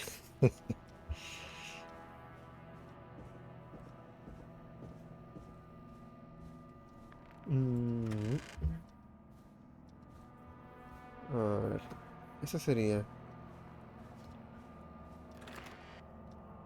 ¿Por qué? Esta está encerrada porque I'm not getting in there tonight. están de mantenimiento. It's not opening. Locked tight.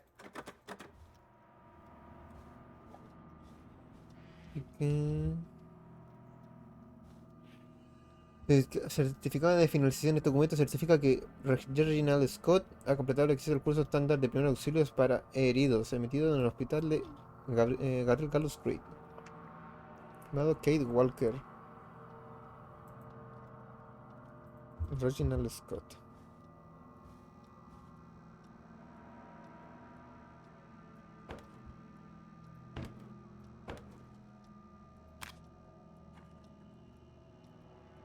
¿Qué dice? Pregunta Jenny por las cintas. Ya van semanas de retraso.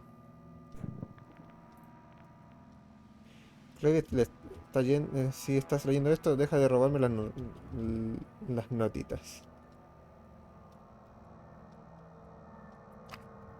Ay, mensa me cae.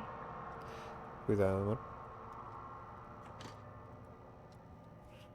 Looks like I need a 4-digit code. H4, tengo que escribir el documento que te presenta el buen título. Recupera a la protagonista y al villano principal.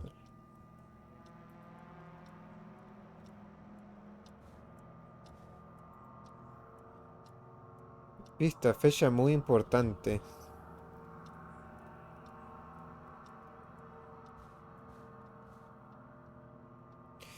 ¿1987? ¿Podría ser?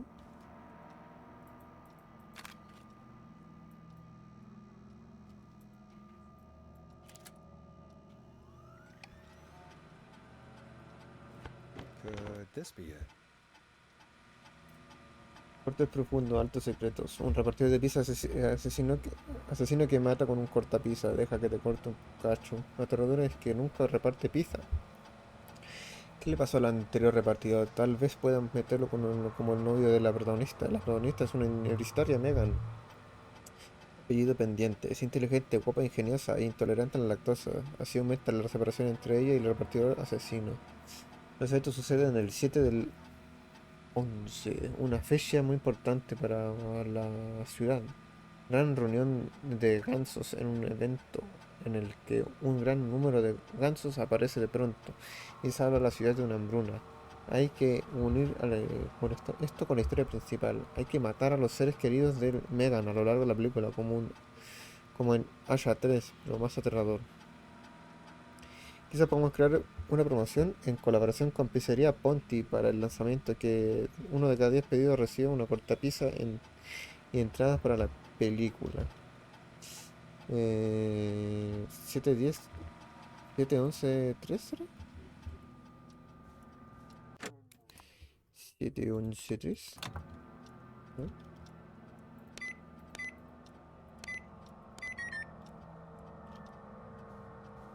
A ver, marcar qué cosa aquí. 1987. Hey, Peggy, you there? Yeah, I'm here. Did you find what we need? I can't figure out how to get into this stupid safe. No worries. We still have a little time. Reggie writes almost everything down somewhere. I'd recommend you start reading. I'll have a look around. You're probably right. I'll let you know when I find something. Or don't. Pelupa cabras. Pregunta Jenny por las cintas. Ya van semanas de retraso.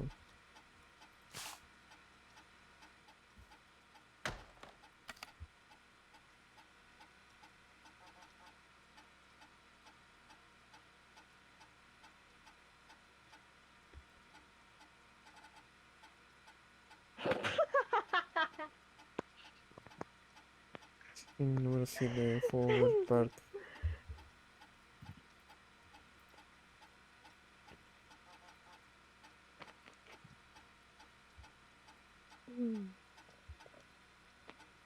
No ha aprendido, amorcito, ¿cierto?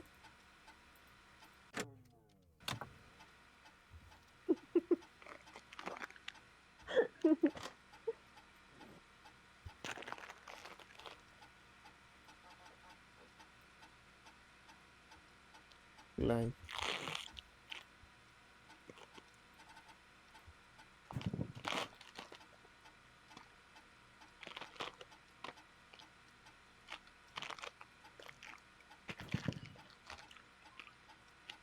Esta fecha muy importante.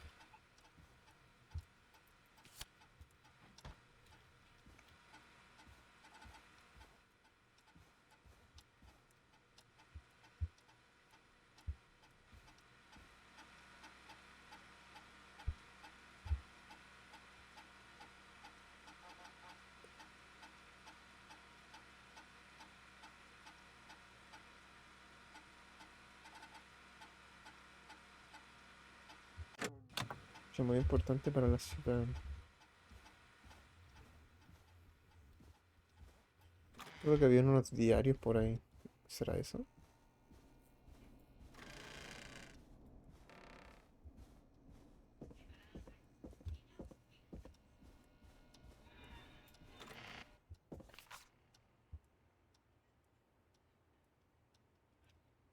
Quizás sea este.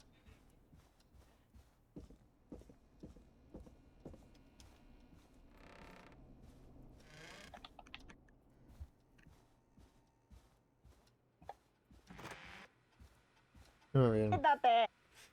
2987. 2987. Tampoco. Instituto para crucificar el gran partido.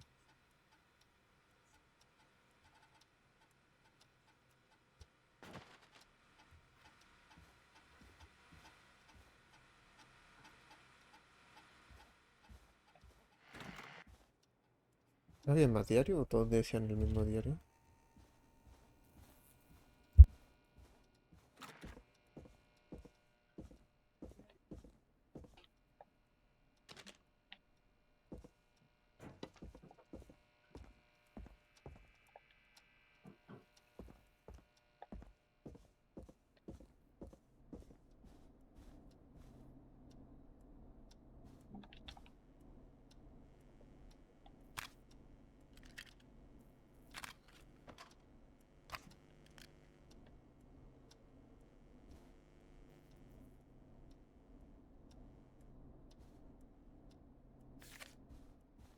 Perra madre.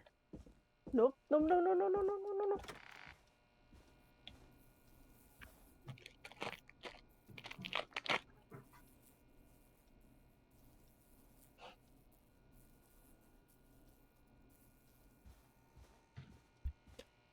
¿Qué andas jugando, amor?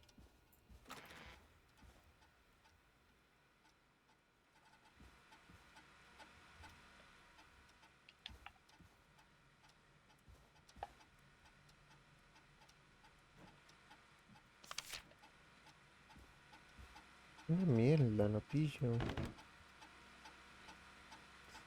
7 del 10.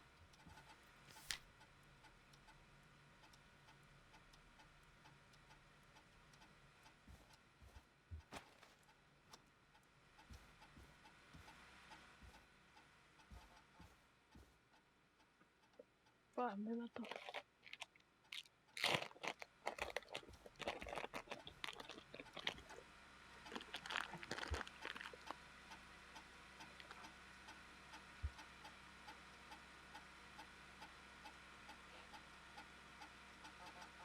Mm.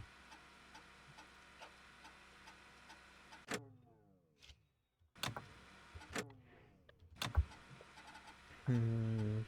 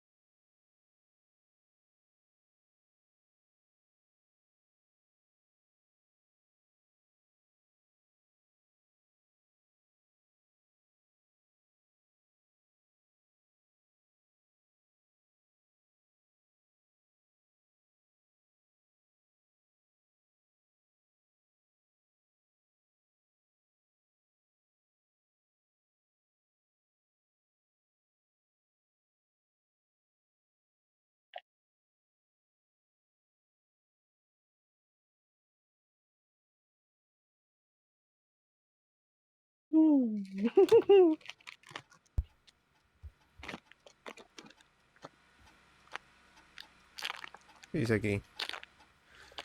Recuerda que el cumpleaños de Reggie Jr. es el 10-9, no el 9-10. El año pasado no fue un Un desastre.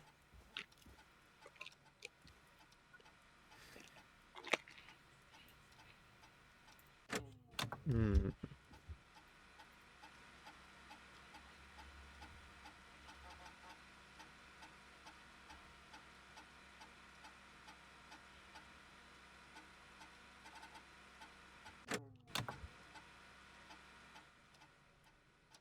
¿Y si le pongo un 0? Mm.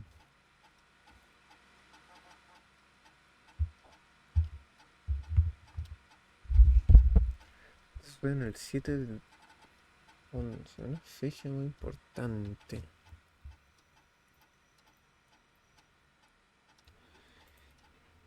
Mm.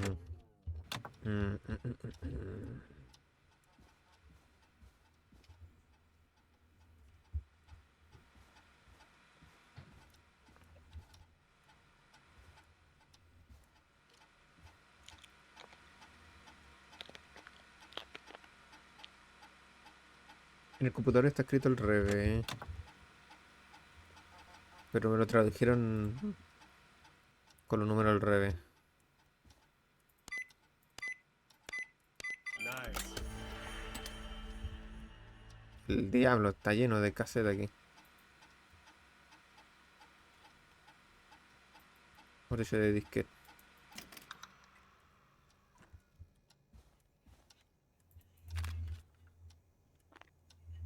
Yo personal en Nash Forest. Personal de Edge John. Weaver Peggy. Karen.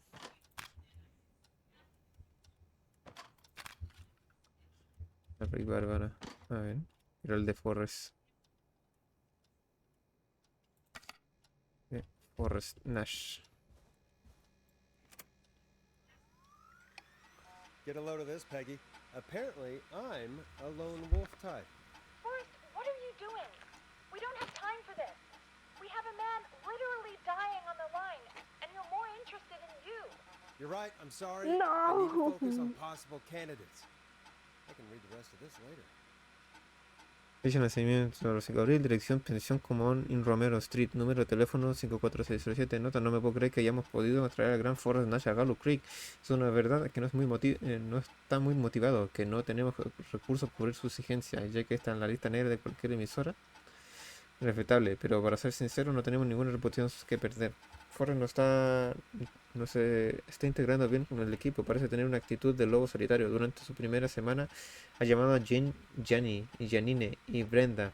Espero que la cosa cambie cuando nos acostumbre un poco. Le he asignado a Peggy como compañera para su programa y parece que han encajado bien. Menos mal, porque no tenemos presupuesto para emparejarlo con Karen.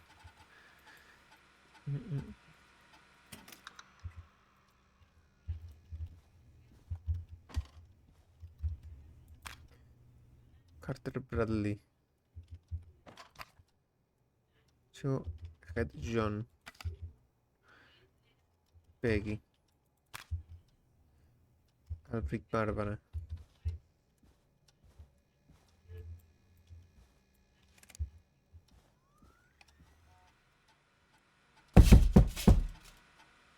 Oh, vaya.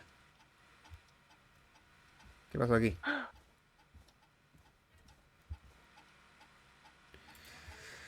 Llega a saltar. A ver. Barbara, recepcionista, fecha de nacimiento es de octubre de 1957, dirección Craven Street 14, número de teléfono 542-1890. Bárbara se llama de maravilla con todo el personal y todo el mundo dijo cosas buenas de ella en la última evaluación. Me da la sensación de que hay algo entre Brad y ella. Bárbara tiene un gran... Así bien mala, ¿verdad? Nada, amor.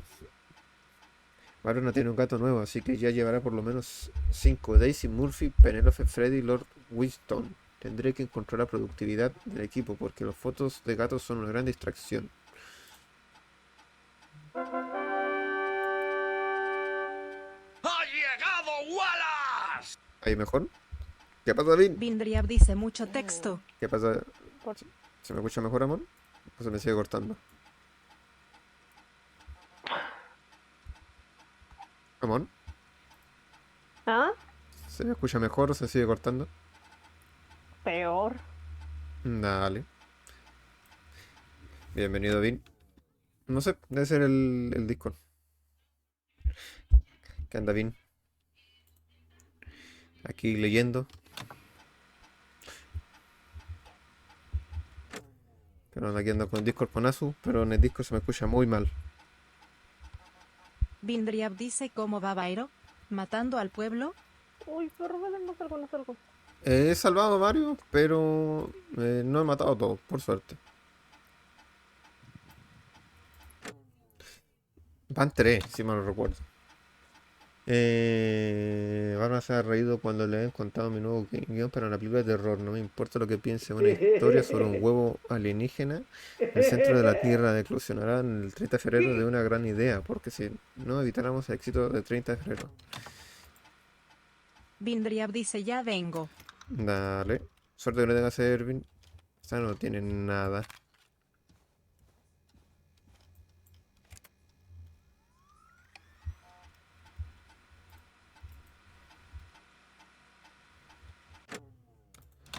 Nombre: Carl Lawson. Puesto: producto señor. Fecha de nacimiento: 2 de agosto de 1944. Dirección: Nancy Drive 22. Número de teléfono: 542-1408.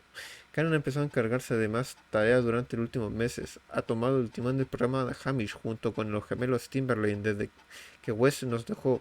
Espero que se nos le ocurra pedir el doble de salario. Karen es ahora la tutora de Peggy y hasta está haciendo escapada de formación para fomentar el trabajo en equipo y mejorar su rendimiento. Creo que Peggy le vendrá genial. Empiezo a sospechar que las escapadas de la formación se llevan a cabo en momentos demasiado específicos. Ambos se han perdido el amigo invisible de Navidad y la forma en primer auxilios y la visita de Teddy Galloway Jr. a la emisora.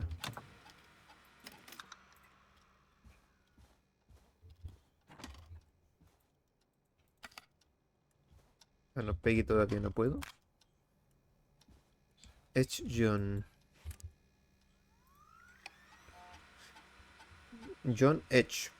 Puesto locutor informativo. Fecha de nacimiento: 19 de julio de 1931. Dirección: Nancy Drive 14. Número 542-0735. John se ha negado a colaborar con el instructor de primer auxilio durante el curso. Ya sé que fue médico de guerra, pero la política de la emisora es que en todo el mundo participe sin excepciones. Al parecer, John tiene un montón de equipo médico en su casa que consiguió del ejército al final de su servicio militar. ¿Eso es legal? Tengo que denunciarlo. He vuelto a decirle a John que no puede comerse las muestras gratuitas que Brad recibe para sus reseñas. Me ha dicho que dejará de hacerlo, pero también dijo lo mismo de las últimas 3 veces. ¿Es antipatriota regañar a un veterano de guerra?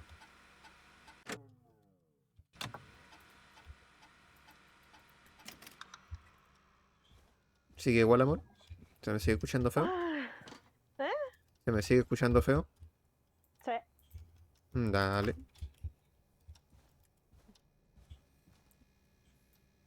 I'm sorry, pero debe ser el Discord que anda funcionando como la mona. Bueno.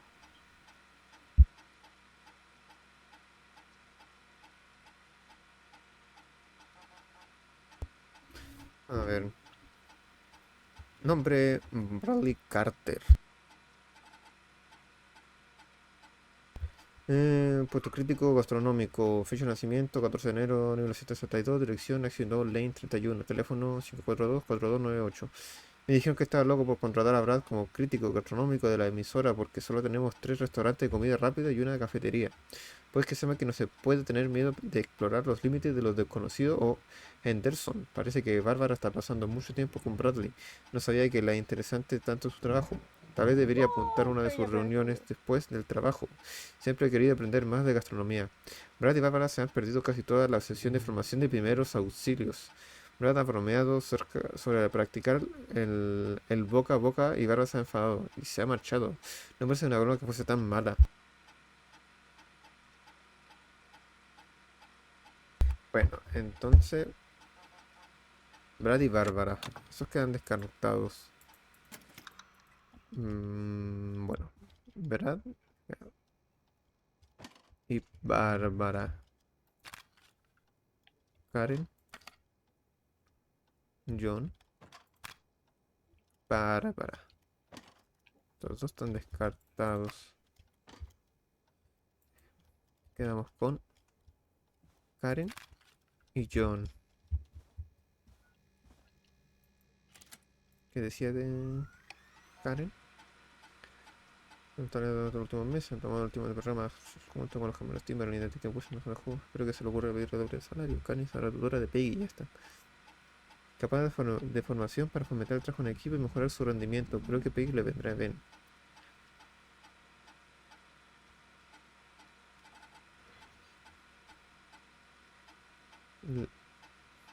El amigo invisible, la formación de primer auxilio y la visita de Teddy Gaslow. Ya, primer auxilio. Ya, entonces esta señorita tampoco. Lo único que me queda es John. Edge John.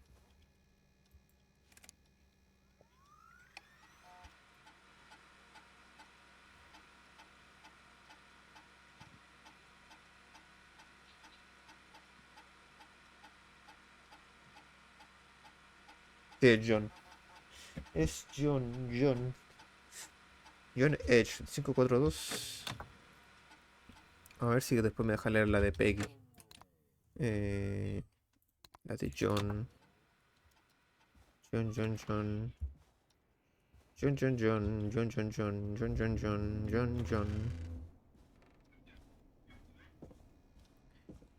John. ¿Qué pasa, niña?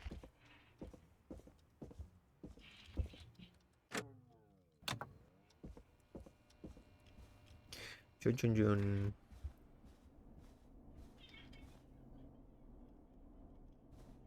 Ay, tengo que avisarle de ahí abajo. Excelente.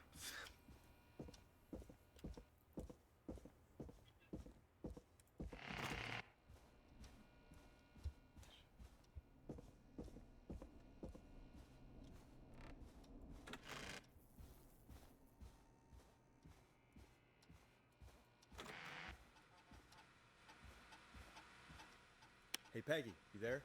Yeah, I'm here. Did you find what we need?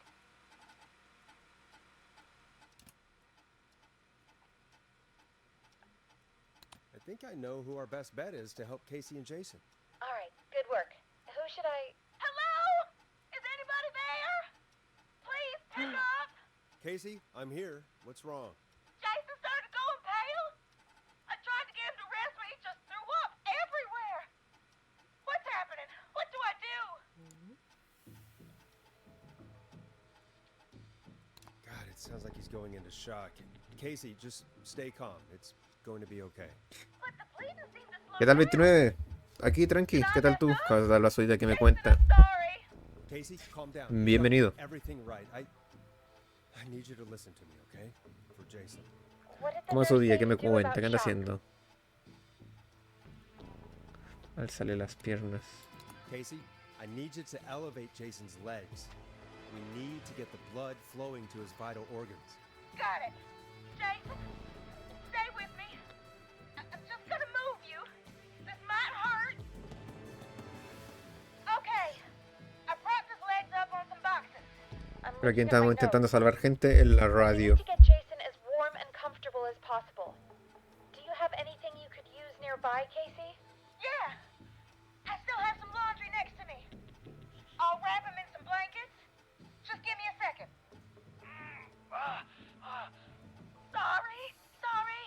Jason's bleeding through his bandages. Should I get him new ones? Or... Oh, God. Don't remove the bandage. Apply another one on top of it. Do you still have something you can use? I'm using the laundry to keep him warm. So... I'll use the cleaning rags on the car. They don't look dirty. I'll fix his bandage and get him warm. Hold on, please.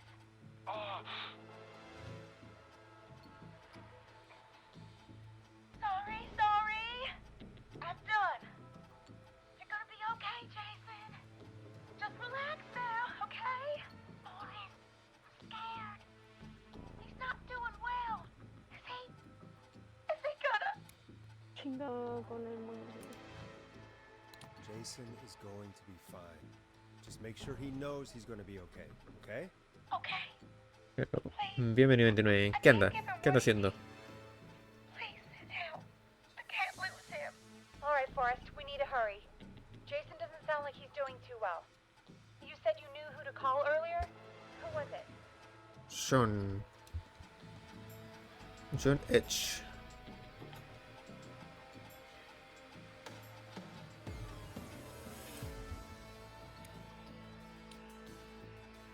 We need to call John Hedges, who lives on Nancy Drive. He didn't really participate in the first aid training, but he's a former war medic. He's probably the most trained person we have. Really? I never really spoke to him before. A war medic, huh? Yeah, and according to Reggie's notes, John keeps all of his old equipment at his house. He's something of a hoarder. All right. What's his number?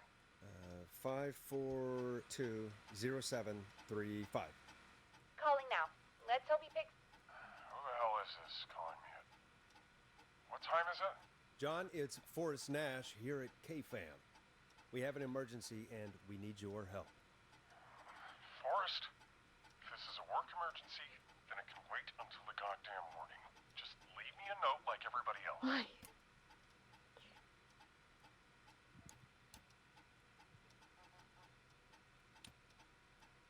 A man has been stabbed by the Whistling Man, or...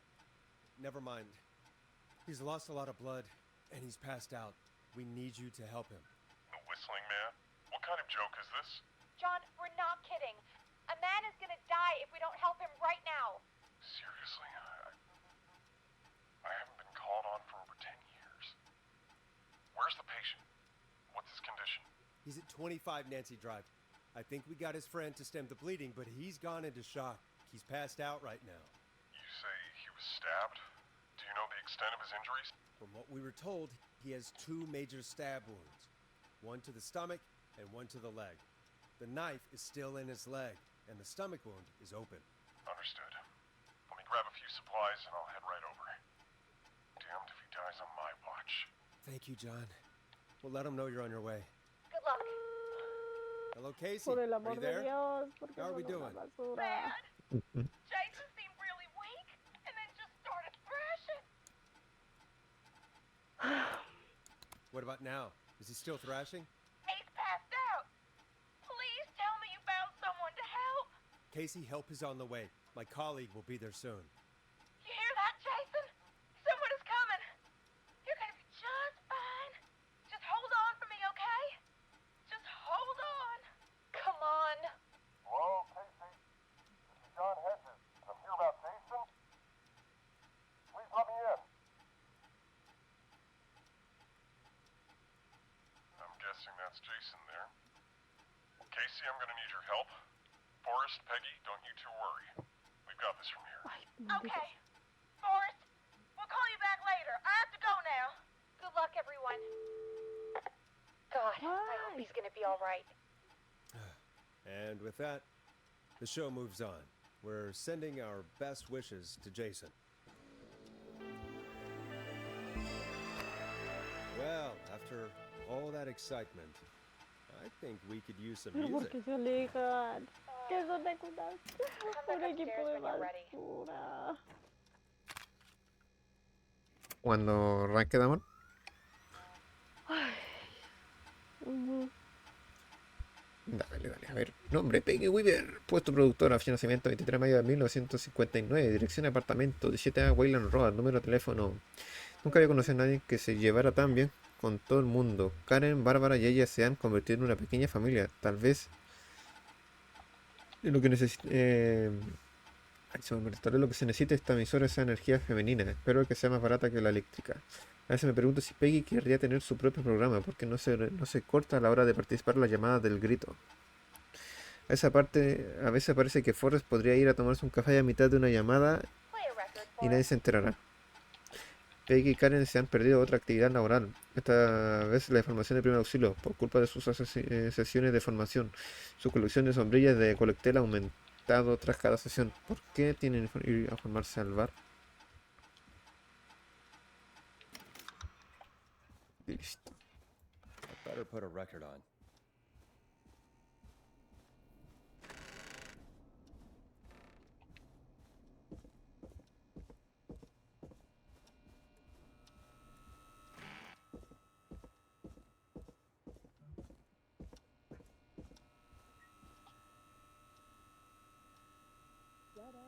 crime, Forrest.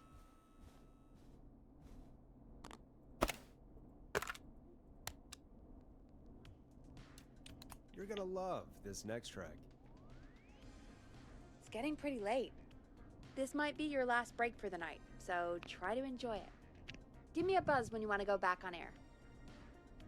Let's roll. You got it. We've got another call coming through, too. Okay, Forrest, shut the music off. Welcome back to 189.16, The Scream. I believe we have another caller on the line. How are you tonight, caller? Forrest, it's me, Roller Ricky. Oh, and Maxie's here too. Good to hear from you again. How are you both doing? Oh, we're good, man, thanks to you. You're like our guardian angel.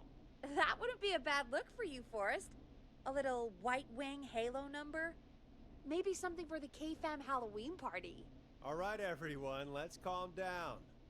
Ricky, I'm just glad we could help you and Maxie. Is there anything else we can help you with, Ricky?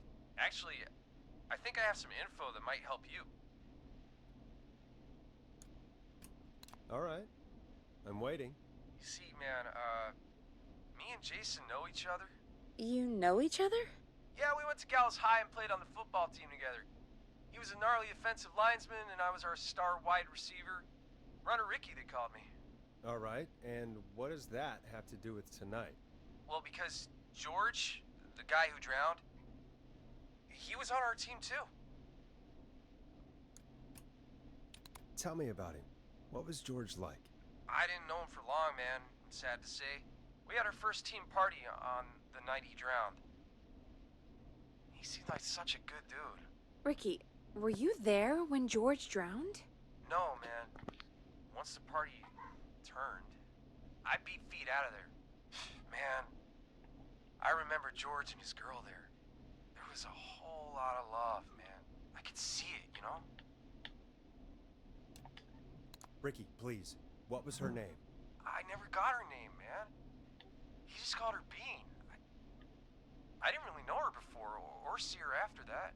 Then what did she look like? Please, tell us anything you remember. I just remember a pretty girl, man. I'm sorry. Ricky, you said the party didn't last long. What happened? We were just having a good time, and then the next thing I knew, everyone was running for their life. I looked up and saw that goddamn whistling man in the trees. And I never ran so fast in my life. I ran straight home. Didn't know about George until next morning at school. I'm guessing it was whistling night, wasn't it? That the whistling man was just another kid. Yeah. I don't know how George died, but I always felt like if anyone deserved to die that night, it should have been me. And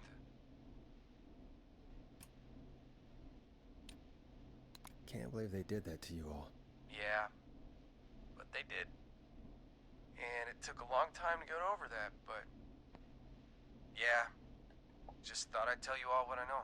Thank you, Ricky. This helps. Thank you. You got it, man. Anyway, I think it's time for me and Maxie to free up your phone lines.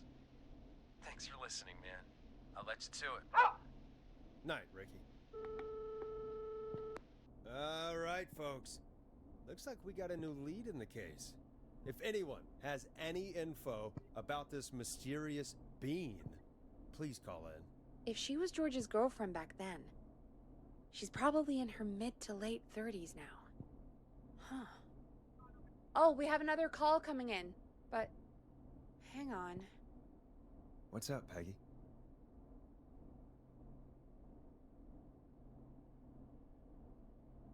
Peggy? You're gonna want to take this call off the air. Who is it? Just do it. All right, folks, it's time for another track. Here's one to help you sit back and relax. We'll be right back after this.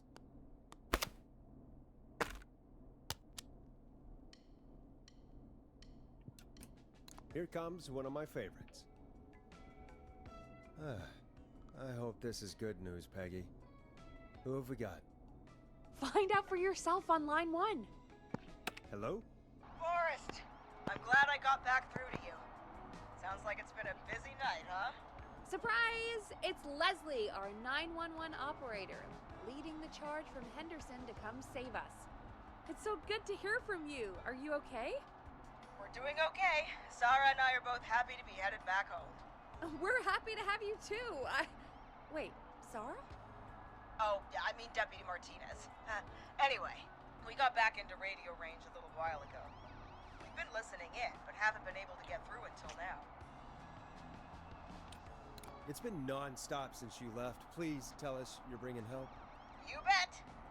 I'm leading a whole goddamn squad towards Gallows Creek as we speak. Turns out somebody had cut the phone lines. They had no idea what was happening. That's great news! That's crazy about the phone lines, though. Do you think the Whistling Man cut them? I'm guessing so. I don't know how the Whistling Man did it. But that doesn't matter right now. Listen, we're coming in hot, but we need your help. I know Gallows Creek isn't a big town, but if we don't know where the Whistling Man is, we can't get him. Her. That's where you come in. You can count on us. What do you need? It might be a long shot, but here goes. The Whistling Man already called up a few times. I bet she calls again. We're still a little ways out of town, so if she calls, stall her. Buy as much time as you can for us to get in. And while you're talking to her, try to figure out where she is. We'll be listening in, so once her location is known, we'll head straight there and end this nightmare. I'll do my best. I know you will. Heck, I can see the headlines now. Forrest Nash's interview of a lifetime. Anyway, I'll radio the other cars and tell them the plan is a go. Hopefully the next time I see you, it'll be with our killer behind bars. Take care now. We'll see you soon, Leslie. Oh, thank God. It sounds like this is almost over. We're nearly through this.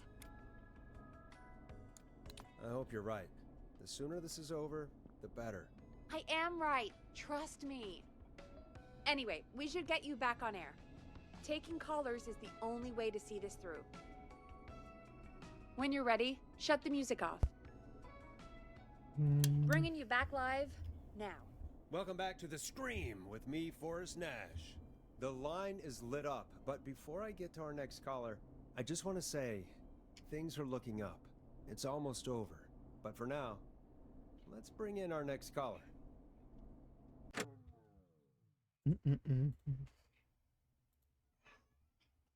¡Ay, hijo de su! ¡Ay!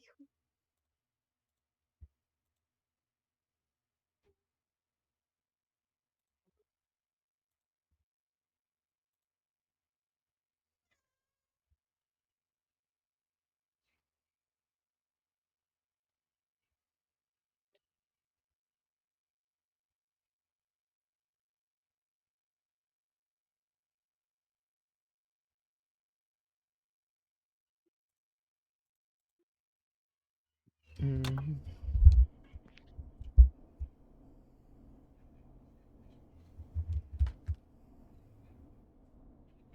suppose I should take this call. Evening, caller. This is Forrest Nash. Hello, Forrest. This is John Hedges.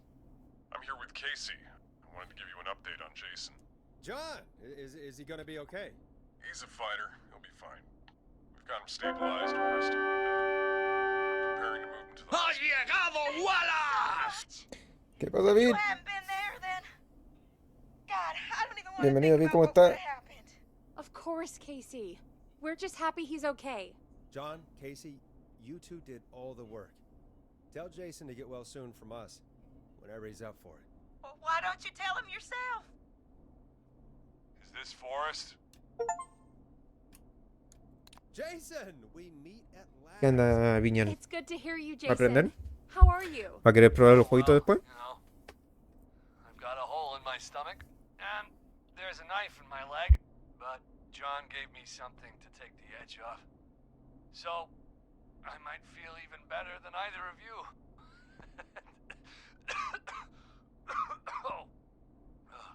Vindriab dice ya en casita, dale con calama a la estación de radio.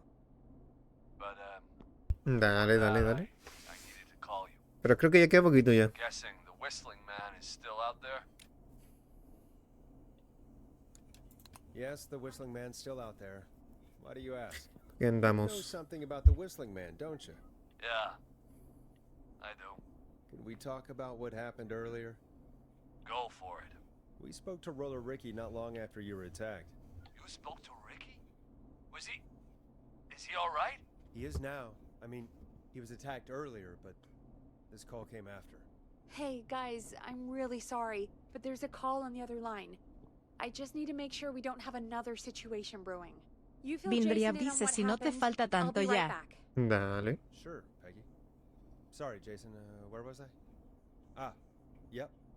Ricky's fine. You don't need to worry about him. That's a relief. He told us about George. Sounds like everything's finally coming out now. It's been tough to hold it all in. Sounds like you've been holding back about something awful, Jason. I'm part of the reason my best friend is dead, Forrest.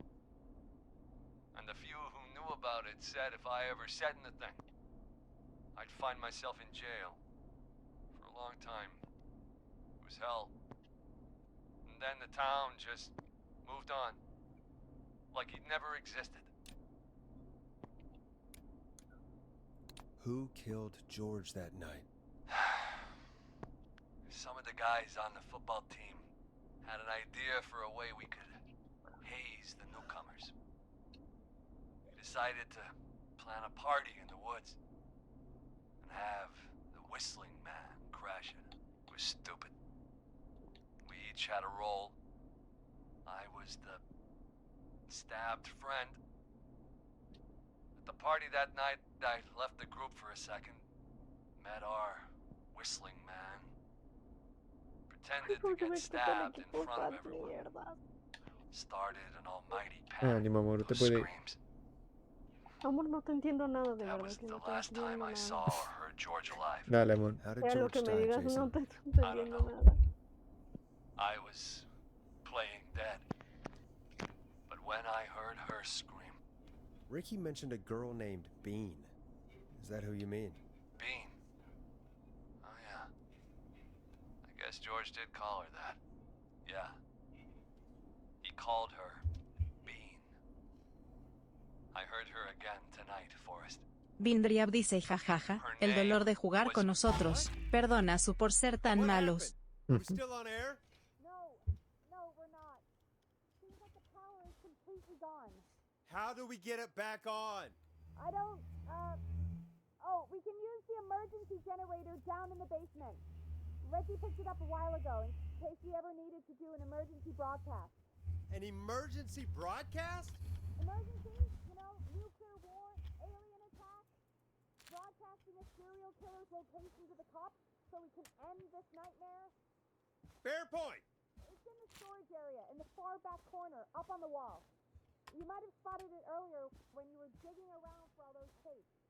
It'll have a big red button. Just press that. I'll see you when you're back. Vindriab dice imposible. Ayer instalé Fortnite en Epic. Hoy pide actualización. Que monserga. Vindriab dice ya va a ir y termínalo. Pasa nada. Exacto, voy a terminarlo. Sí, así es Fortnite. La mitad del tiempo lo va a estar actualizando. Se actualiza cada rato que creo que lo que más me aburre de Fortnite es eso. Que se pasa actualizando todos los días. Y se demora un montón en actualizar.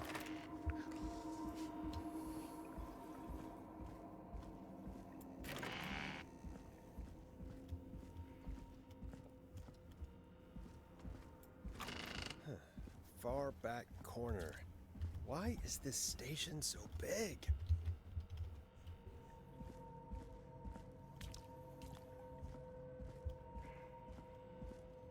¿Qué se escucha alguien respirando atrás mío? Me da miedo. That must be it. Oh, we've got power. Vindriab dice ta Gravity Circuit gratis en Epic. por si acaso. Dale. The whistling man. I need to warn Peggy. Vaya. ¿Qué pasa? ¿Qué pasa, Viñen? Dale, vamos a canjear Gravity Circuit. Igual planeado comprármelo. Así que hay que aprovechar.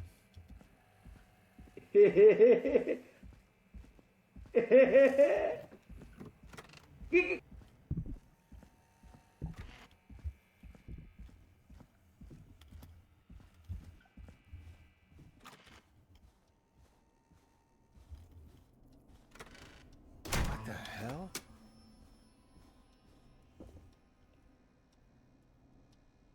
Muy bastardo. Está aquí. Está aquí.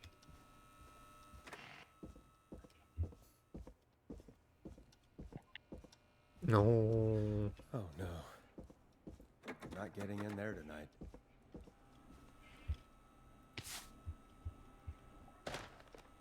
Peggy! Where'd you go?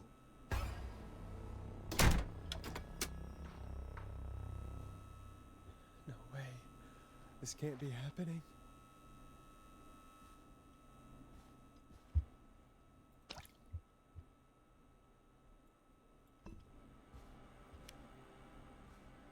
Vindriab dice al tiro Bairini, no pierdas la calma, de aquí depende el final. Dale.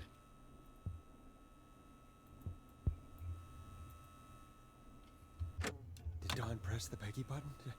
Did she want me to hit it on my end? What do you want? Good to talk to you again, Forrest.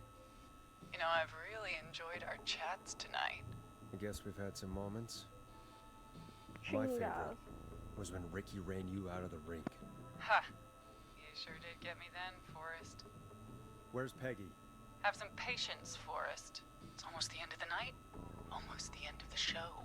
But it's not over just yet. Got a little time still.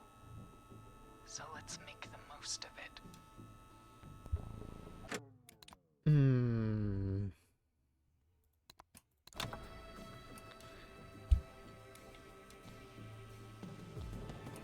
What do you mean?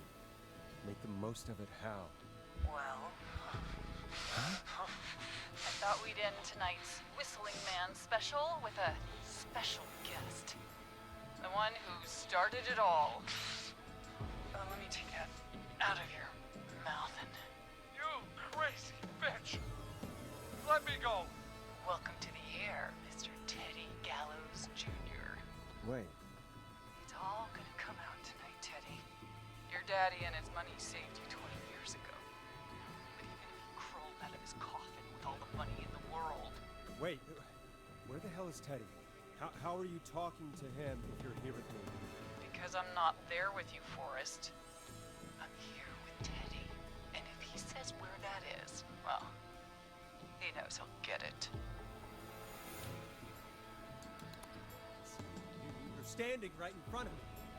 Oh, I get it. You're wondering who's there at the station. You. Forrest Nash, let me introduce you and all of Gallows Creek to my boy, Henry Barrow. Your son? You mean you... Wait, that he... Yes, Forrest. He and I had a son. Of course. That explains how you were always able to get around town so quickly. And that's how you escaped the secret archives in the newspaper office. Don't think I've forgotten about that, Forrest. Locking my sweet boy away like an animal. And Murphy, he was right, wasn't he? He did fight a man. He did. I taught my boy to never run away from a fight. Hang on. Did you say Barrow? Then... Are you... Let me just get this mask off. Damn uncomfortable thing. No wonder Mooney went crazy wearing this. There we go. Marie Campbell? George's old girl. Oh. Well, It sure has been years since I last saw. Oh, God damn it.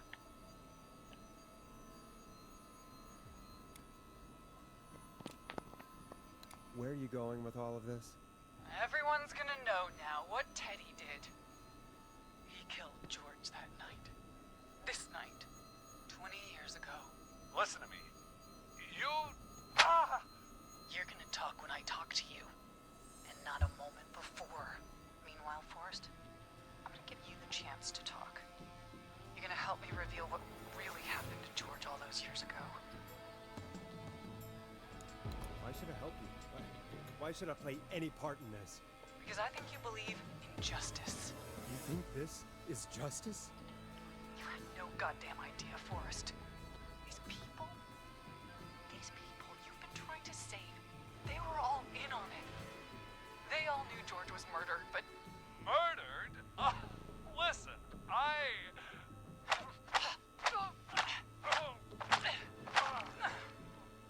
I said you speak when you're spoken to.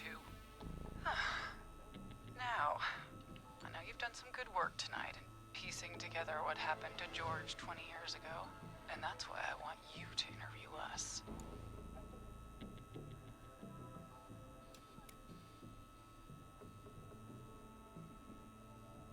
If you say so.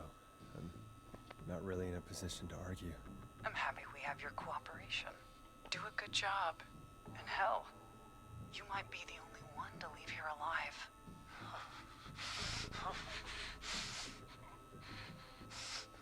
I need to drag this out. If I can buy Leslie time to get back to Gallows Creek, and if I can find out where Marie is, then this can end. Teddy, we'll start with you. Just, talk me through what happened that night. How did it start? how would I know? It was 20 years ago.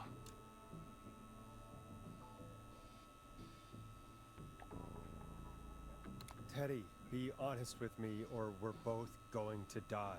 Honest? Forrest, I'm trapped here with a psycho.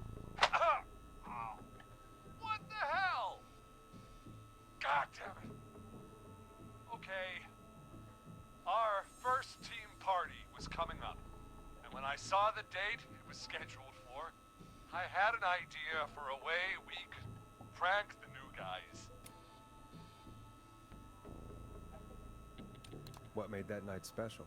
That was the night Mooney went missing. We couldn't pass it up.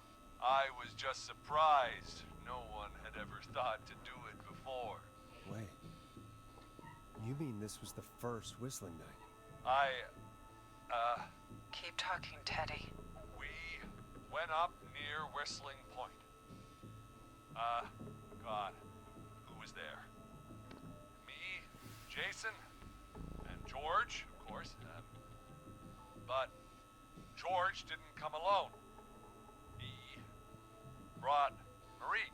And Roller Ricky, he was there too, wasn't he? Yes, Ricky was there too. Runner Ricky, our wide receiver. I helped him off the bottle, you know. Because I'm a decent man. Is that so? Yes, it is. He came apart one day. Some people do. He had some issues. Wasn't stable. I didn't want him to hurt his chances in life. So, I helped him keep himself together. You were afraid he would talk about that night, weren't you? Keep talking. About midway through the night, we put the prank into action. We looked up at the trees and saw Jason there. Bloody, like he'd just been stabbed. And the whistling man. Screaming. George and I and Ricky, we got left behind. But Ricky was in on it too. I know he was. He and Teddy were as close as anybody. Teddy must have told him the plan.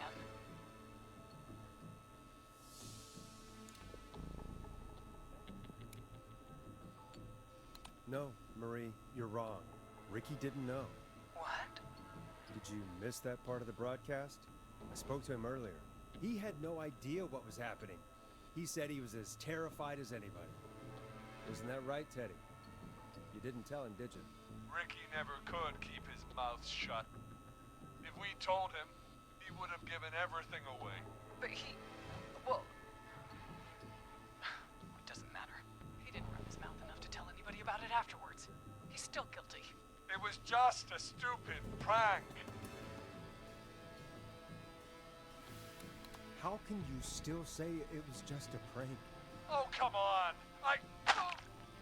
Oh, God. Damn it. You made George think Jason had been murdered. He thought his best friend was dead. And so tonight you stabbed him for real? It's the role he wanted to play. Jason's still alive, Marie. He was with a friend. We talked her through how to stop the bleeding and got him professional help just in time. Oh. Well, shame he didn't have the good sense to die earlier. He's gonna regret that. Enough about him. Me and George took off running, but somehow we got separated in the woods. I ended up near the bottom of Whistling Point, and when I noticed George wasn't with me, I panicked.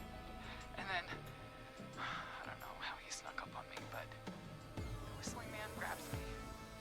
I scream, and he starts laughing, telling me it's just a joke. I can stall for time here.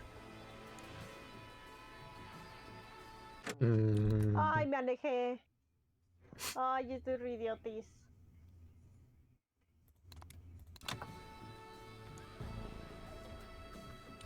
Who was it, Marie? Who was the Whistling Man? I suddenly recognized it was Chuck. Chuck Brody was the Whistling Man, laughing away. But then he stops, and he's looking up at the top of Whistling Point. What was he looking at? Teddy, what happened next? Nothing. I mean, it was just... Teddy? George fell off Whistling Point.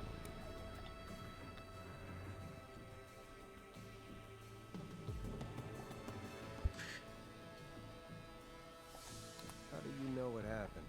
I saw it. You pushed him. No. You were up there.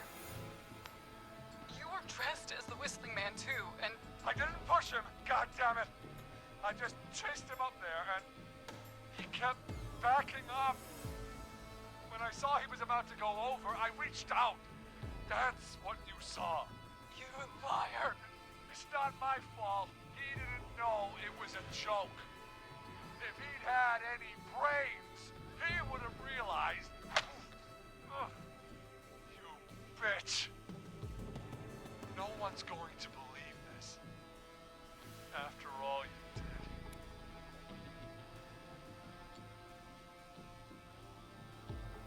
If she's lying, why the cover-up? My future was at stake, Ash. You know what it's like. People like us are bred for bigger things. I'm going to be the mayor of this town, Forrest. And then governor. And then, who knows? What happened that night was tragic. It should never have happened.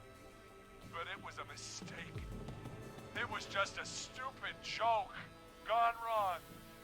So my father sent Clive out to clean it up. Why should a blip ruin my future? George was a blip? He wasn't a blip, Marie.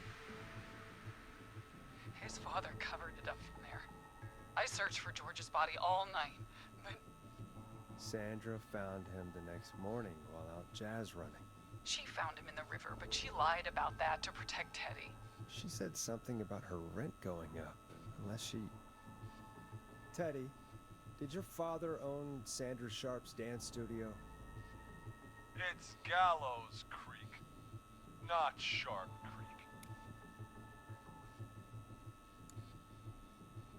I'd answer the question if I were you, Teddy. Yes, okay? We own the most of the town. That's it then. Your father was going to run her out of business unless she lied and said she found him in the reservoir instead of the river. What my father did in his business dealings is nothing to do with me. The false reports. That's why you killed Sheriff Matthews too, isn't it, Maria? Not just to get him out of the way, but... Everyone was in on it, Forrest. Even the coroner wrote a fake report. Said George was drinking. That he just got himself into trouble. And... I saw. I'm sorry. For all it's worth, Virginia didn't have much of a choice. She had a sick sister whose treatments she couldn't afford. She played along with the gallows to save her sister's life. And her own. Even still, she should have told the truth. I did my part. I tried everything I could think of. I even went to the newspaper, but no. That coward killed the story. We'll take care of Maurice Russell later.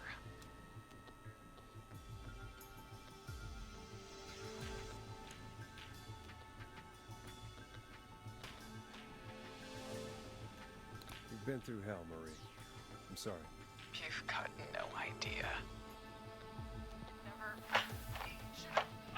started. Vindriab dice mucho texto, matar, matar. Punished. It's coming to a stop. At least for now. Here, where George and I first met, before he joined the football team, was right after he shot the winning throw. Wait a sec.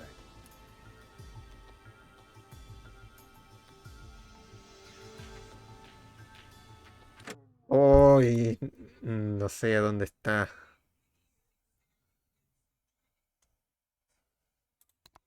¿Dónde se conocieron? En el gimnasio del instituto, en el campo de fútbol, la pista de patinaje. La pista de patinaje no debería ser. El gimnasio del instituto tampoco no sé cuál es.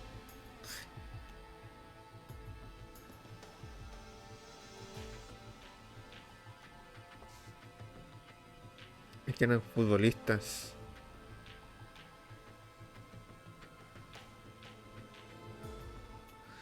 Probablemente es en el campo. You're at the football field. Jesus Christ!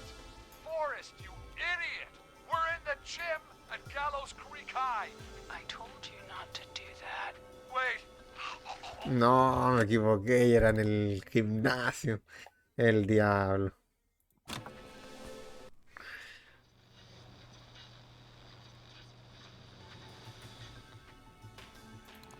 Gallows Creek High. In the gymnasium. That's right, Forrest. Not that it matters, but yes, we're here. Anyway, I think that about wraps up the interview with Teddy. So... Marie? Where? Oh my god. Peggy!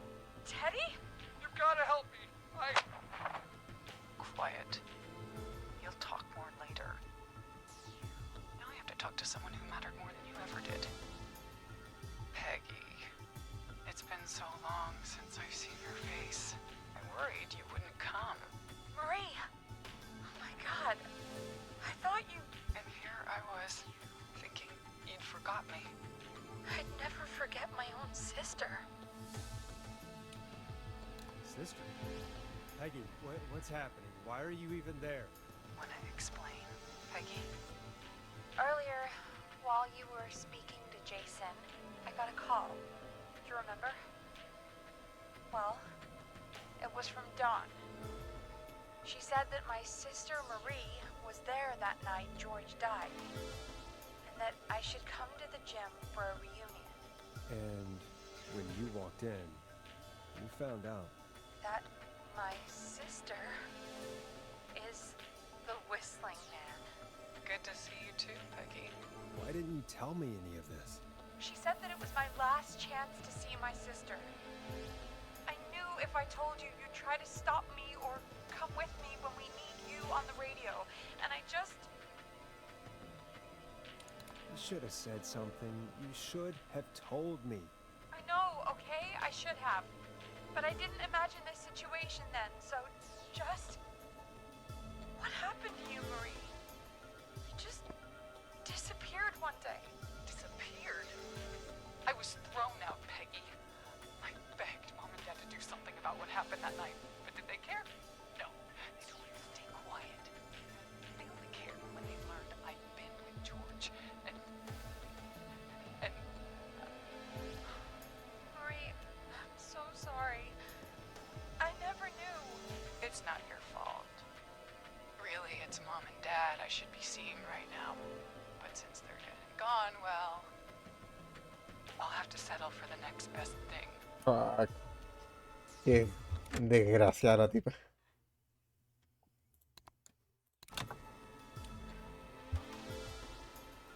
You mean Peggy, don't you, Marie? Someone has to pay for what they did. Marie, please. Mom and Dad are gone, Peggy. Besides, you forgot me. Just like the rest. You forgot. Anyway, I can prove Peggy didn't forget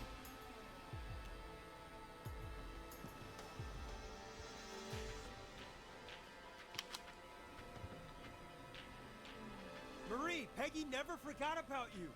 Keep your mouth shut. She kept a card from you. She kept it here on her desk. What card? The card you made me for my 8th birthday. Chinga. What does it say then? Happy birthday, Peg.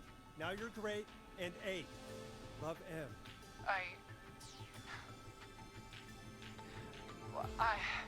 Henderson police! Freeze! No! Henry! Get out of there! Peggy! We have 2 wounded, and we're in pursuit of the suspect. Henderson police! Freeze! Forrest! Leslie, how's Peggy? She's been cut pretty bad, but we're here now. I'll be okay. God, Marie! Hey, Zara! I need you to look after Peggy. She needs help.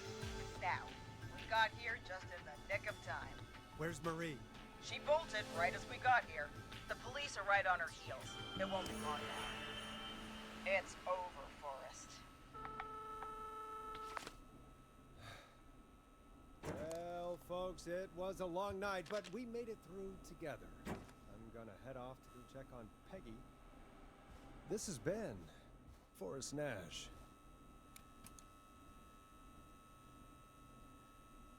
Good night. And good morning.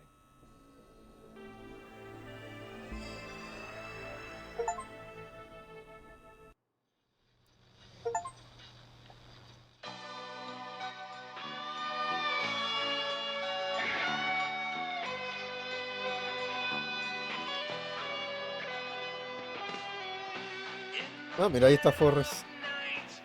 Murphy. Rob Davey. Shaq. Jason. Virginia. Come in. One suspect is in custody. We've trailed the other suspect into the nearby woods. Lisa, Seth, Church y Martínez.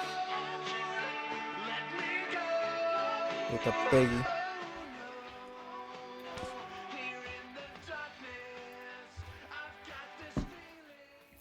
Pero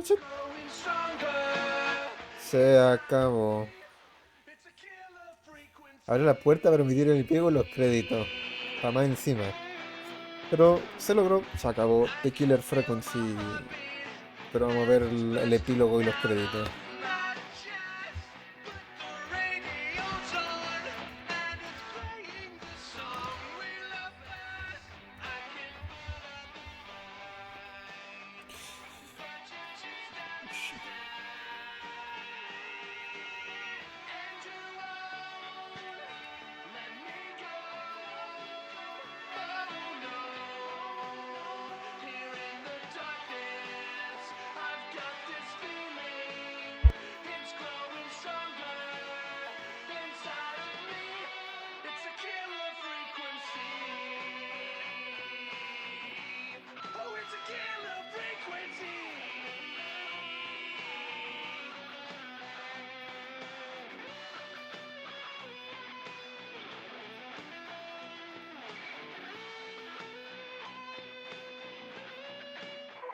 Suspect cornered at the top of Whistling Point.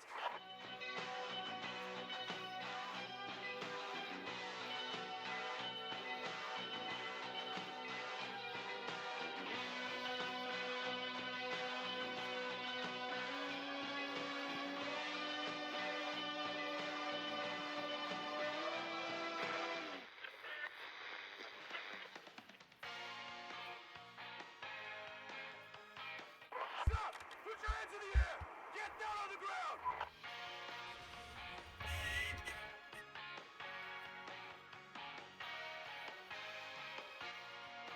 No hay nada más por acá. Don't move! Nobody else has to get hurt!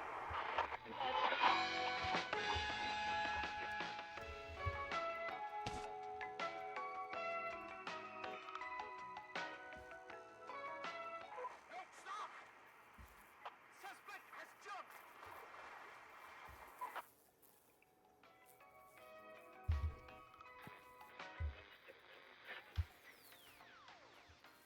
Officer Lugo, do you have a visual?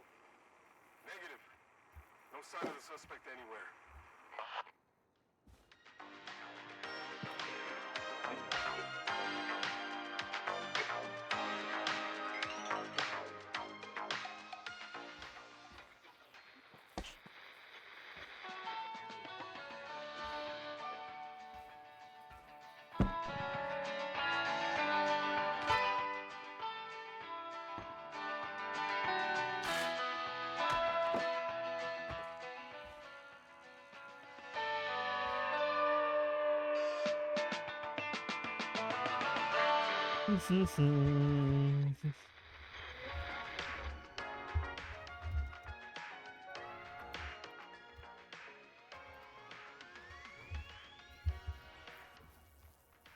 ¿Cómo me quita tanta vida ese juego?